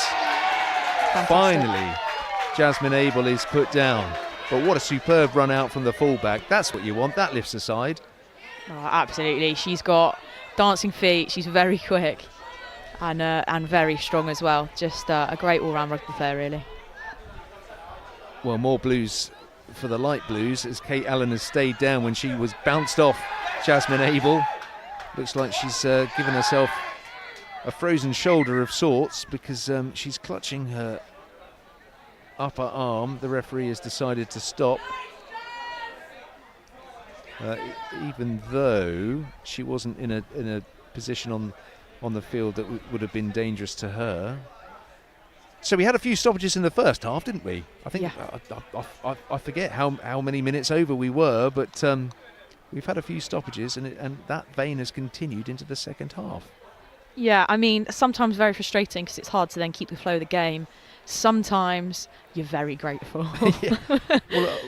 Well, despite trailing, I sort of feel that that run by Abel would have lifted the Royal Navy, so they'll be disappointed, and especially when they were in possession. They sort of looked at the ref and went, really? We're stopping? But rules is rules. You have to let the officials do their job, but I'm not sure whether Kate Allen is going to recover from this. That right arm, she's not giving it. For her, you don't want anything too bad. But I don't know. I mean, we spoke about going into the bar afterwards. Is that her drinking arm? Is that her darts throwing arm? Oh, goodness, I hope not. Oh. There we are. Well, to be fair, it should be left-hand drinking anyway. Those are the rules. Well, look, fresh legs coming on anyway. She's Kate Allen. She's saying that she's fit to carry on. No. Head coach Dan Tompkin is saying that just come off and we'll just give you a quick assessment. So she has been replaced, at least for the moment, temporarily. A few minutes into the second half, the ball back with the Royal Navy as they look to get back in front in this edgy, tight, close inter-services contest. The opening game in this year's Women's Championship. Oh. That's looked slightly forward, and yeah, the ref didn't get past the ref. He was aware that drifted forward. So he's bringing the ball back, and they'll have the scrum. Yeah, again, as you say, unfortunate. Jazz made that great run, and the momentum is really going forward, and probably the confidence, and then you stop and you slow down and you stand still, and then not uncommon to see a mistake after a stoppage like that. But a shame. Hopefully they're gonna regroup and see what they can do defensively. But the RAF looking very organised. All of a sudden, they're the side making it, and there goes Grundy, yawning gap through the middle, clean pair of heels. She is going to dot in for her opening try of this year's campaign on her debut. She's already been busy slotting over the conversions, and she'll have an opportunity to send over another in a moment. Good try from the visitors. Very, very good try. She saw a gap. It wasn't a huge gap, but she saw a gap and went for it with complete confidence. And very good run. Very good run. Just need to see the Navy tighten up now. Expecting that, the leaders of that group are going to be saying, right, we keep our heads up, we go again. Next job, but really, really good from Kim there just to spot that gap and be off. Well, if the conversion goes over, that puts the Royal Air Force 2 scores away from the Royal Navy. A little bit more work to do then for the home side, who were looking so bright in that first half. Things going slightly adrift following the restart. Yeah, and I have no doubt that the 2 tries scored by the Air Force really probably put fire up the Air Force, and they were ready and raring to come out. So just don't want to see the Navy take their foot off the pedal there. Well, we know they can do it. It's just a case of keeping the ball in hand and taking the hits, not trying to force play. That's what's going to be said at the moment as they're gathered in that dead ball area. As Grundy lines up the kick. Sending the ball Lovely. towards the busy streets of Portsmouth city centre. Conversion successful. So 22 points to 14 to the Royal Air Force.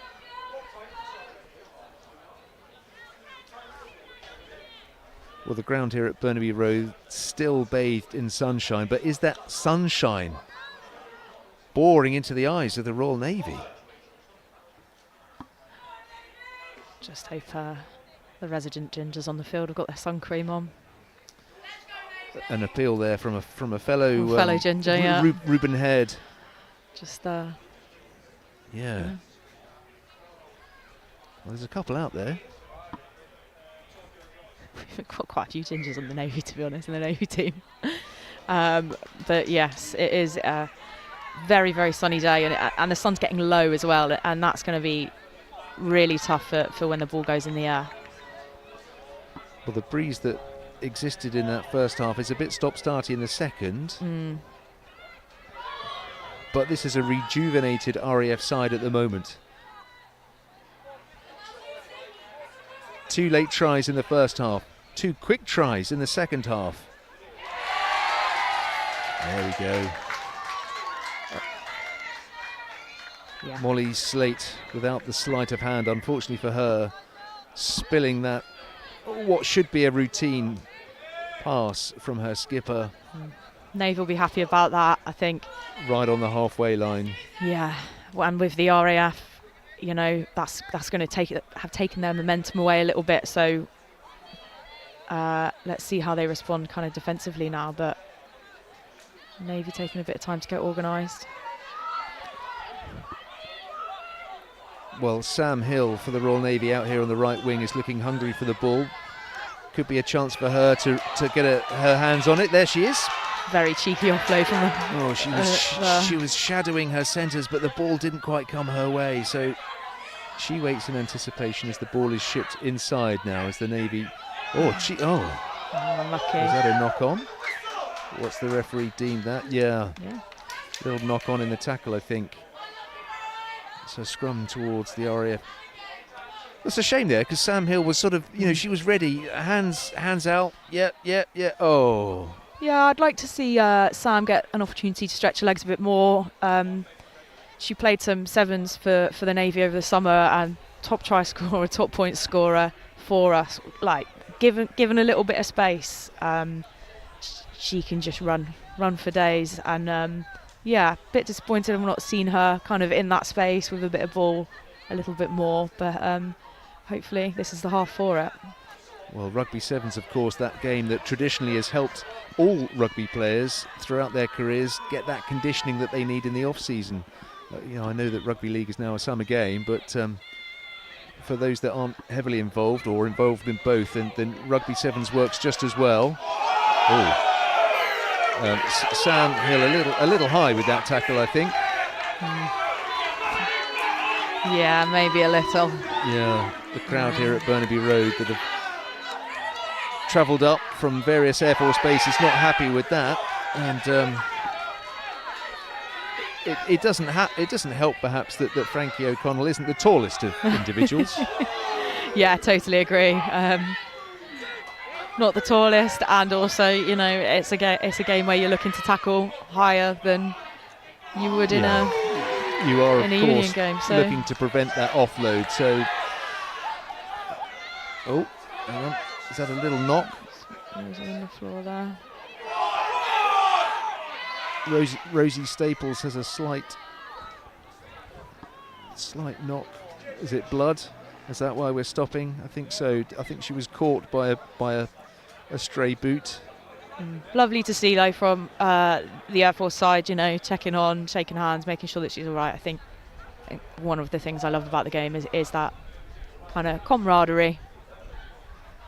Well, that's that camaraderie that you talk about, isn't it? That exists between all three services. You know, for 80 minutes you want to tear each other's heads off. Perhaps not literally, but you know. And then afterwards you're all mates, and that bonhomie exists. Exactly. Yeah. It's nice. It's really, really nice, and kind of second to none, really. Well, as you say, good to see. Well, she's off to have one of those assessments. If it was head, I don't know if she's off for. I don't think it's as serious as an HIA, that head injury assessment. But she's certainly off for a little bit of a running repair just to assess what's going on. In the meantime, then the Royal Air Force have the ball and they put some width on it. Frankie O'Connell stopped and attracted. In fact, shunted back a yard or two by her opposite number. Yeah, really Sam well Hill, worked by Sam Hill. Who really does. Oh, ball back outside again. No, that drift forward. What's the referee saying here? Is he saying that the Royal Navy were offside, or is he saying? Well, he's signalled a scrum, hasn't he? So here we are.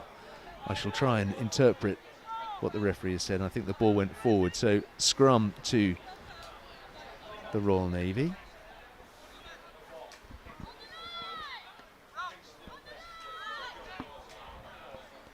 I see you've reached for your dry robe then. You've got some layers on. It's getting a little bit chilly here as the sun sets here in Portsmouth. Rose Dixon's layering up. Absolutely. To be fair, like I said earlier, it was glorious sunshine. I was genuinely concerned I might get sunburnt stood here, but the shades come over and it's gotten a bit chilly. Gotten a little bit chilly now. Chilly on the touchline, but hotting up. Oh, or heating up certainly on the pitch. Is the referee saying that was a deliberate knock-on or accidental? I mean, she did make a genuine effort to catch it, so I think it would be harsh to penalise any further than an accidental knock-on. So I think we're going to go for the scrum. Yeah, I think that's a fair assessment there. Very, very dangerous though for the Navy there. I think we came off lucky. If only you had those go-go gadget arms, take the ball and away you go. But on this occasion.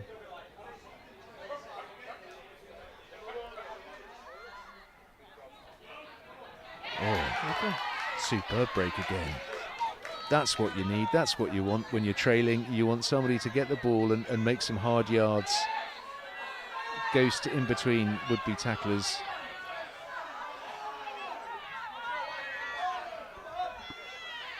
Give it to your loose forwards.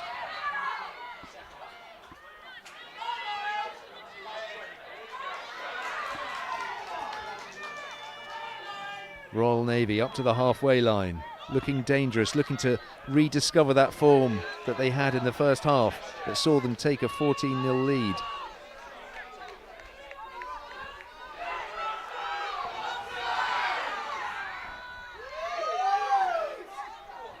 Some big hits going in from both sides now.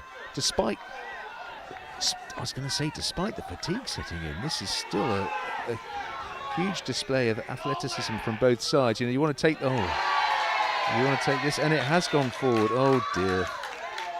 Yep, maybe he'll be happy about that. Yeah, Molly Slate again. Unfortunately, on this occasion, she thought she had it, but the ball spilled and bounced forward, so deemed a knock-on. Yeah, that's a shame again for her, for the Air Force. But let's see what the Navy do.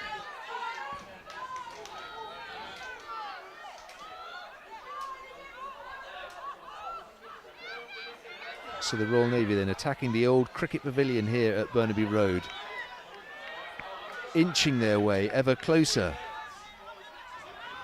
to the try line. Another RAF injury possibly. Another RAF injury, as you say, another player down, and on this occasion the Air Force scrabbling back in defence. Looks like Keris McNevin who's down clutching is it another stinger? Another injury to the shoulder that the referee, I was going to say, is going to have to stop play, and it's going to be the longest half of rugby in history. Well, it could be. A lot of injuries. It's really unfortunate. You don't like to see that, and you don't like a stop-start game. But she does look to be back up, swinging the shoulder round. So hopefully, she's okay. But yeah, like I say, you don't love a stop-start game because it just really can interfere with the flow. Yes. Yeah, it does sap the flow somewhat, especially for any team who are trying to put phases together.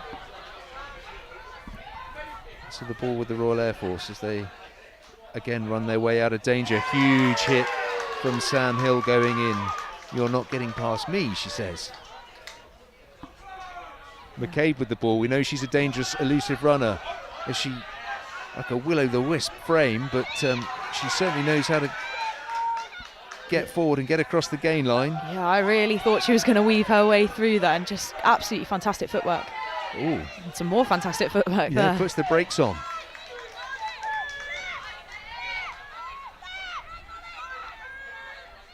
I'll hit the brakes and she'll fly straight by. Lovely offload. Strong, making some good ground here, playing the phases, and we've got a very strong runner out now. Yeah, Skipper Burnett doing the damage like a wrecking ball. Nice to see Leonie back on. Again. Oh, this looks like a serious injury. Yeah, more than a grimace on the face, I think.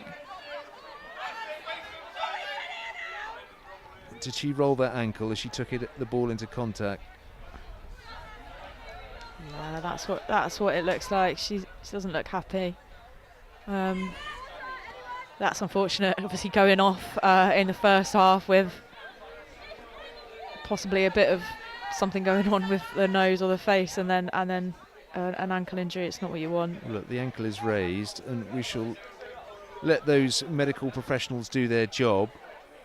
So your take then on the first 20 minutes of this second half, not the way that you had hoped and probably thought things would go. Yeah, no, absolutely. I appreciate the kind of the 2 tries from the Air Force in the first half towards the end, but you know, I expected the Navy to come out and hold stronger than potentially they have. I think this reply from the Air Force has been fantastic, and their momentum and go forward and their energy at the moment just seems to be a little bit higher than the Royal Navy. However, I absolutely won't count the Navy out yet. I think they've got a lot to give and a lot to show. So, yeah, it's got an exciting second half, I think. Well, you know, this stop-start continues, and largely due to the injuries that have been racking up, and we've got another one here, and this doesn't look like it's going to be a temporary fix. I think this could be slightly longer term. So, just having a quick look at the Royal Air Force bench, you know, who is left, because everyone seems to have strapping. Yeah. Is this where who do you look to? Is this where you're voluntold, or do you, or at this stage of the game, do you know who might come on and do a job?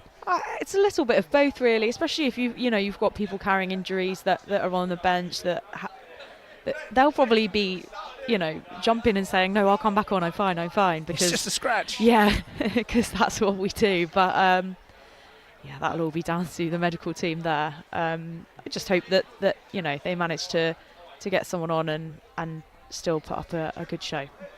That's the important thing here. The thoughts then of Dan Tompkin, who would be wondering what's whirring away in his brain, because he will seen his side trailing so desperately in the first half an hour of this fixture to come roaring back into a contest that they now lead 22 points to 14.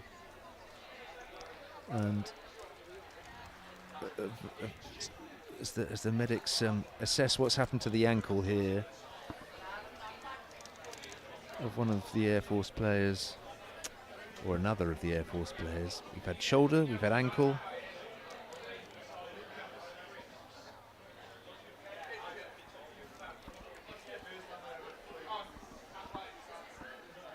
Yeah, it's been a game of many injuries, actually. A lot more than the average, I think. Just hoping it's nothing too serious for Leonie there, because that's not what you want right at the beginning of your inter-services campaign. Well, she also has the role of vice captain for the Air Force, and while she would have been desperate to get on and impart her knowledge with the rest of the team, unfortunately, when injury strikes, yeah, as you say, grimacing, but she's determined to be hoisted. Yeah, there you go. The big guns are in. There you go. Lovely. That's a move that's been choreographed. And choreographed well. Off they go. Although I do feel bad because perhaps the best place for her is probably down towards the pavilion, which may have been a little bit closer. And now she's. I didn't want to say it. Yeah, she's almost doing a rather, she's gone off piste. Yes, true. Well, she's getting carried though. So. I was going to say, to be fair, she's not steering this. Yes. Yeah. So she's been driven. She's the passenger. Yeah, she needs to get to the pavilion. I'd be there saying, right, who's carrying me?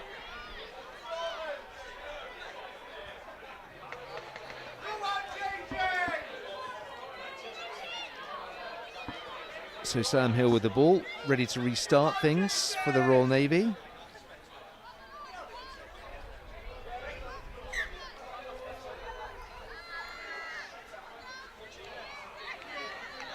It's a lovely run from Elona there. Just route one. Yeah.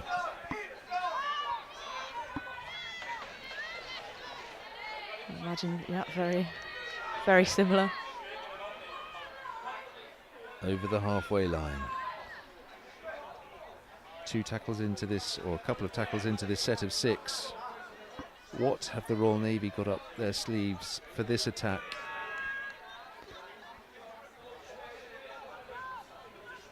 Nice piece of play there, making their way up the pitch. And that's lovely. Well bumped. That's what you want as well. A bullocking, barging burst up the flank.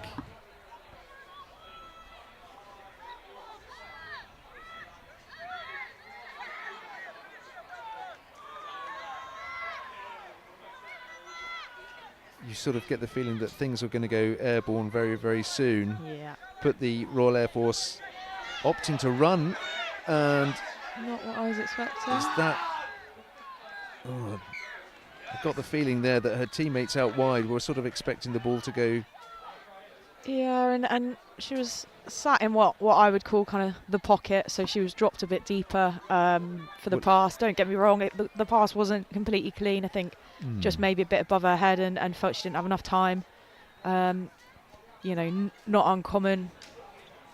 But even a kick across the deck might have had that Air Force defence scrambling, and somebody with the pace of Sam Hill could have scooted round in between and again grabbed the ball and taken it in under the posts. Yeah, absolutely, and they'll look back at that and potentially missed opportunity. But and another injury, so the game is paused once more. Goodness me. If I disappear, it's only because I've got to put a few more coins into the parking meter. I wasn't expecting this game to run on quite so long. Yeah, absolutely. Tell me about it. They must be really feeling it out there as well. How does a player keep their thought? How do you stay focused in situations like this when there are so many pauses in play? Well, I struggle, as do many players. Like when you've got quite a long pause and you've got a ball available, you can use that and kind of get it running through the hands. But it's making sure that you're talking about the game, and that's your opportunity to kind of analyse it and speak to the players around you and discuss what you're going to do next. However, in the same breath, a conversation like that's too long, just you start overthinking it and you oversell it. So there's a fine line, and it can be really difficult to stay focused, especially when there is such a long break and you just want to get on with it. You don't want to lose the adrenaline. So it's all about sort of leaning on each other and kind of keeping each other all focused together, if that makes sense. But we've got an Air Force ball now.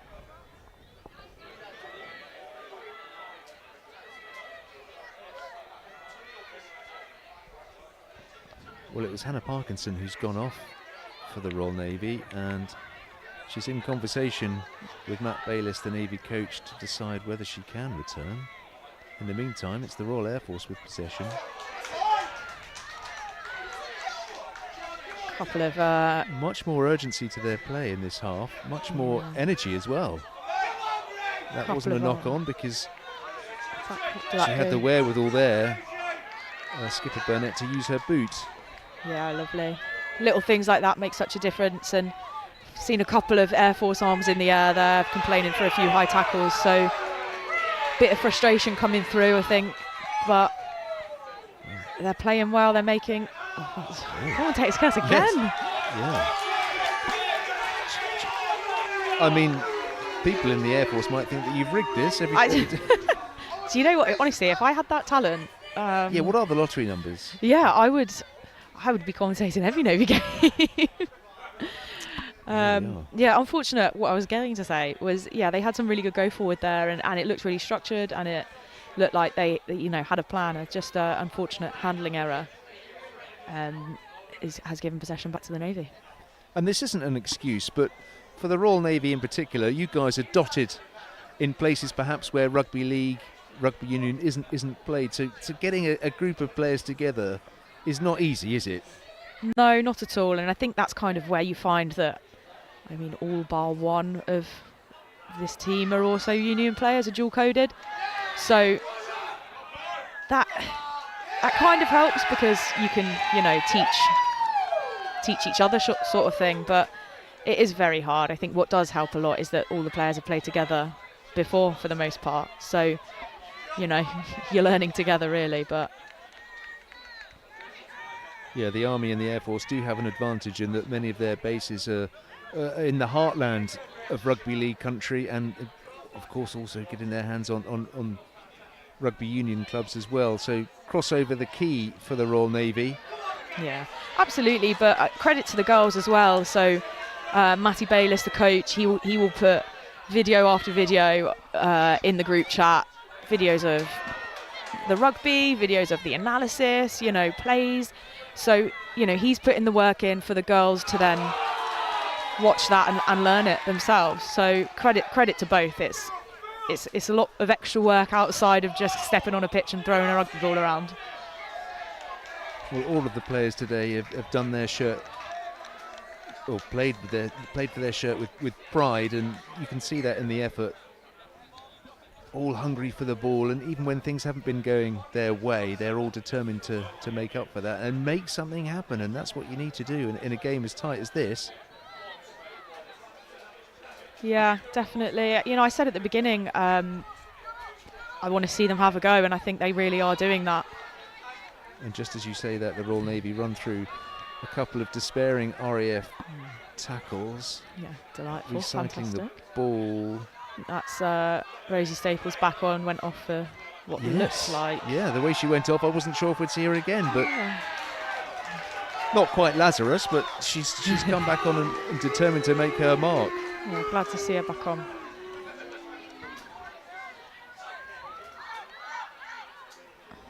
The referee not happy with where the... I hate it when a referee pulls you back and doesn't let you go.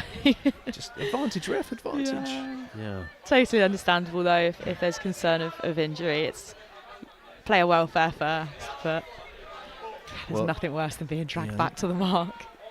Chelsea Greasley just trying to get some air back into the lungs after that hit. Yeah, very key player as well for this Air Force squad.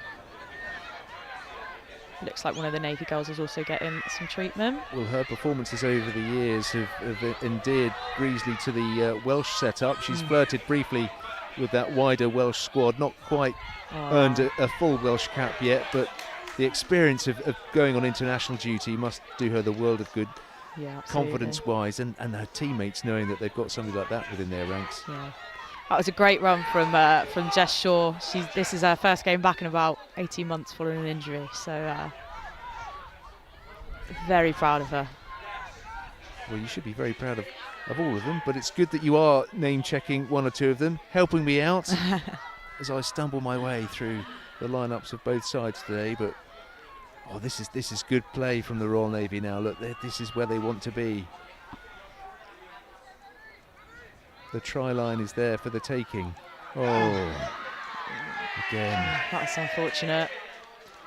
Yes, it was a knock-on, but not the most, I don't know. Just a bit low, that ball, and just a bit of a fumble. But, I say that's unfortunate. Those are the kind of those are the kind of make or break situations, and I think they'll be disappointed in that one, but not in the worst part of the pitch to be in.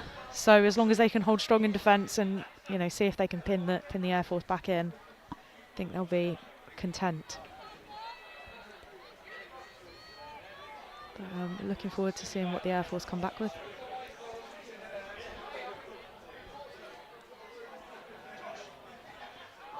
Well, Baker is back on for the Dark Blues. They find themselves defending a set of 6 from the Royal Air Force.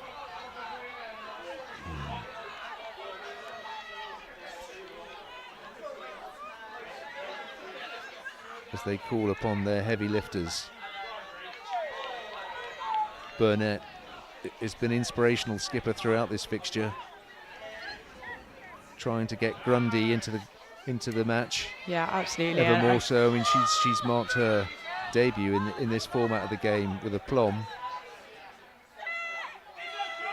Yeah, she will be very and so happy has with her McCabe, performance. whose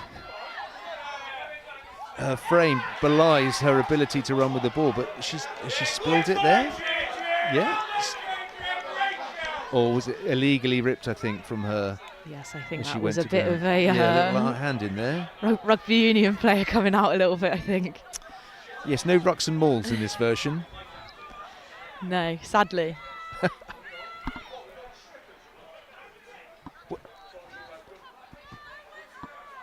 So, the Air Force again looking for their 3rd try of what has been a decent first half for them. They currently lead 22 points to 14. McCabe this time looking to be provider, but O'Connell couldn't get onto that, and the ball drifts into touch just whilst it does that, and the players set themselves up again for the next phase. When does your season start? When can we see you back on the rugby pitch? So our union development season starts at the beginning of October, where we play Millbrook Ladies down in Southampton. And then, we've got games sort of every month until the start of inter-services, really. Comes round quick, doesn't it? It really, really does. You think, summer's a long enough time off, and then it feels like it just goes in a flash, and, I'm not complaining. And you'll be hoping that you've got plenty of running in your legs, because you're off to Dubai for this UK Armed Forces campaign. Do you know who your opponents are out in Dubai? No, I'm not sure of that yet, and just looking forward to the experience. I think we have got UCAF have a strong squad, so I mean, hopefully what I want to see is us just perform really well out there. Well, I'm sure you will. You'll be carrying the hopes of the Armed Forces with you. Oh, superb break! Look at this. Just one player to get inch round. Who did we say? Is that McCabe again? Like an Exocet running back, doing the duties. I think it was Adrienne Baker that she brought down. It's hard to see the numbers on the back of the shirts, but was that Baker who blitzed her way? Yeah, and managed to get a penalty out of it. So yeah, tap and go then for the reset Royal Navy. Oh, spilled, but the referee's happy that went backwards. That's a breathe out moment, that, thank goodness. Ball being ushered left. Running into trouble, running into a light blue wall. No way through there. As Lauren Brightwell. Oh, is that high? Is that high? The referee has said that is high. Yeah, that's a Josie Barnaby looked to be a. Yeah, she that was such a great run, and really unfortunate to just get kind of swiped like that. Rather, hauled down just inches from the line. Yeah. Yeah, Grace Burnett, the Royal Air Force skipper, with the high tackle as Parnaby came in, but a set of 6 right on the try line. Yeah, you can't complain too much. Just glad that she's all right. Yeah, you do get the feeling it's a case of when rather than if at the moment. Yeah, just hope they hold their composure here.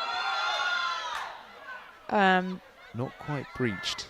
No, like you say, it's very easy to just get excited and yeah, just hope they hold their composure, play the phases what they need to do, and then look for the dot down. Well, that thin blue line is holding firm at the moment. This time it's edged all the way to the wing. Nice. It's a try. I think that'll be. Is it your? I was going to say, is it your chum, Laker Swain, that's gone over? Yeah, you'll be happy with that one as well. Yeah. She caught that ball and was never given it. That was, you're getting a handoff and over the line. Yeah, lovely from Laker.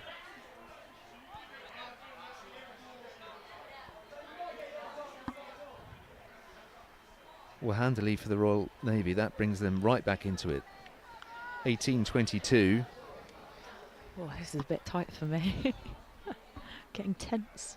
Depends on who's been keeping abreast of the time situation with this stop-start element to it, with the number of injuries that we've had, when the final hooter will go. Conversion to come. It's quite a way out, and unfortunately it hasn't got the legs. So still 4 points adrift for the Royal Navy, but that try by Swain sets things up for a barnstorming conclusion to the opening game of this year's Women's Inter-Services fixture between the Royal Navy and the Royal Air Force. The hosts, the Dark Blues, trailing by 4. But now it looks as if they've regathered, regrouped that form that they displayed in the first half. Absolutely. I just keep your foot on it now is all I can say to that. They need one more. At least a couple would be nice just to be comfortable. But yeah, I think they need to really keep their foot on it now. The RAF are probably going to want to argue back with that. So yeah, it's tense. Who's got what it takes to edge? Lovely take. This Pompey thriller. Oh, Burnett again looking to go a little bit high, but the referee on this occasion happy to give her the benefit of the doubt. Yeah, it looked like it looked like an arm did hit neck, but almost immediately dropped down to the kind of the chest. So as long as the referee's happy.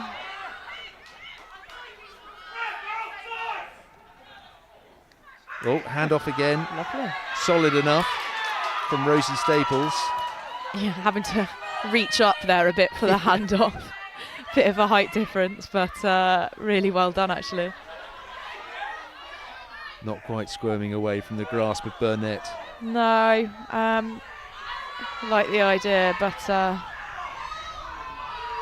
again, McCabe, she loves the tough stuff, doesn't she? Loves it, yeah. Throws herself into it. She is everywhere. Stopping Bithell from getting anywhere free. And what's happened here? Is this a knock-on? Yeah, knocked on. Well, the ball's back with the Royal Navy. Yeah, I suspect it's another.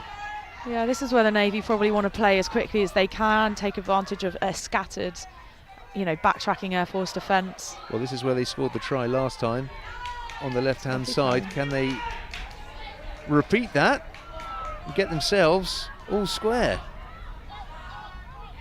Here we go. Burnett leading from the front, stopping her opposite number from getting anywhere closer. And are they saying that the ball's been spilled in the tackle? All right, stop play as an stop RAF play for another injury. So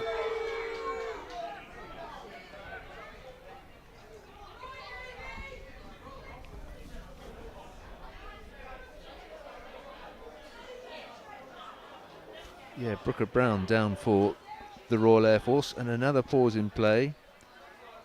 I mean, I do blame your coach, Matt Bayliss, because his foot's in a boot. So I mean, he started the ball rolling. Yeah, I blame him He for set the everything, tone. really. Any idea what injury he's nursing? I do believe it's an old rugby league injury as well. So Come back to haunt him. yeah, recently had surgery on it. So Well, he's not letting it stop him, and we No, wish not him at all. a speedy and full recovery. He's been shouting instructions onto his team throughout, as you would expect. So too is his opposite number, Dan Tompkin, for the Royal Air Force, who has I suspect, been the busier of the two, in that he's having to nurse an ever-growing list of injuries. Yeah, lots of changes to be made, and especially if you lose like a key player and all of a sudden you've got to reshuffle your entire back line, for example, it becomes quite difficult. So looks like that player's coming off now. With Brooker Brown going off. Yeah.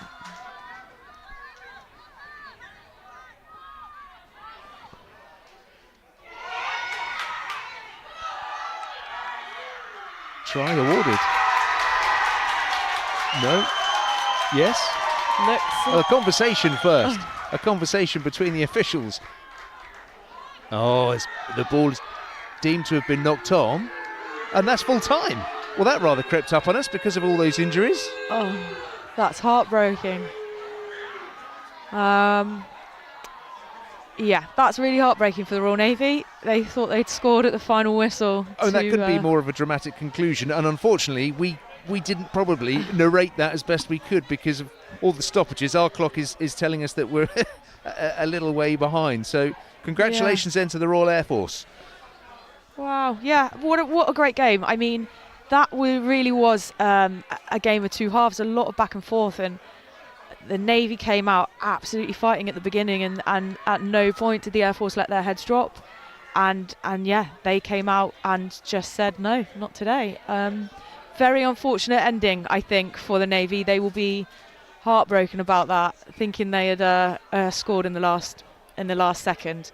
But I truly believe not only the Navy but the RAF have put on a performance to be incredibly proud of. What a game.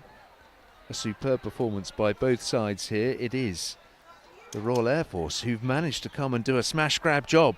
2 late tries in that first half, 2 early tries in the second half, with their skipper Grace Burnett, who, despite the high challenges from time to time, was inspirational, I thought.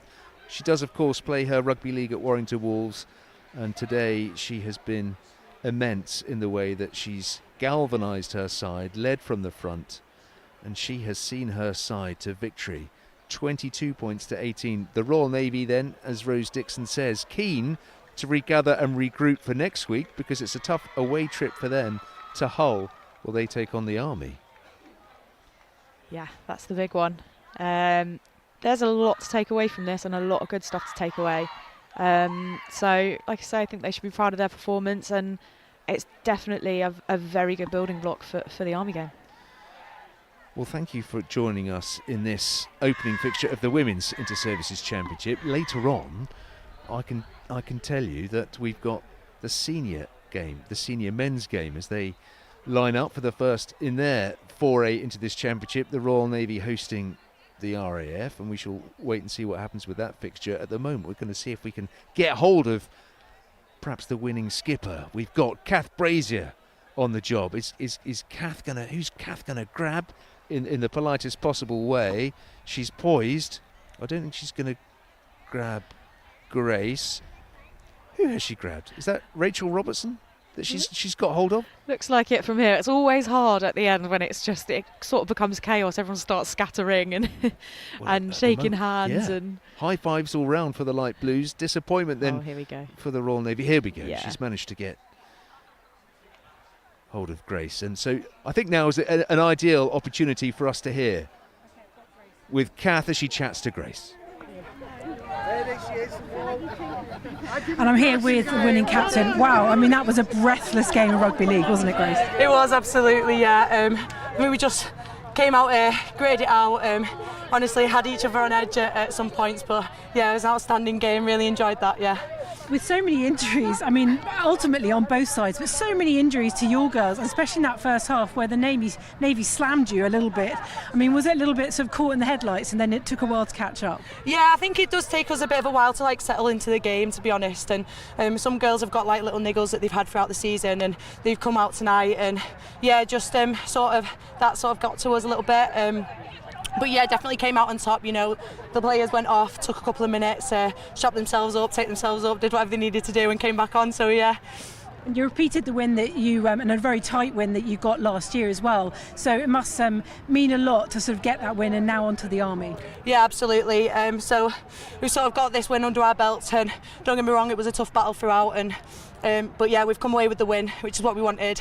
Sort of looking forward, tweaking for the Army game, really, taking away the lessons learnt from this game. So yeah. But finally, a credit to the Royal Navy for chumping at the bit all the way through and pretty much outplaying you in the first half, I think. Yeah, absolutely. Yeah, they absolutely brought it to us the first half, to be honest. Yeah, got those points on the board. I think the thing that we sort of have is a bit of consistency with the game, so we are consistent. And yeah, I think that the Navy absolutely brought it to us, but because we stayed consistent throughout, I think we really just kept that standard, and so it sort of showed in the second half. So yeah. Well, congrats, Grace, and congrats, and go and celebrate with your team. Thank you very much. Thank you. Thanks.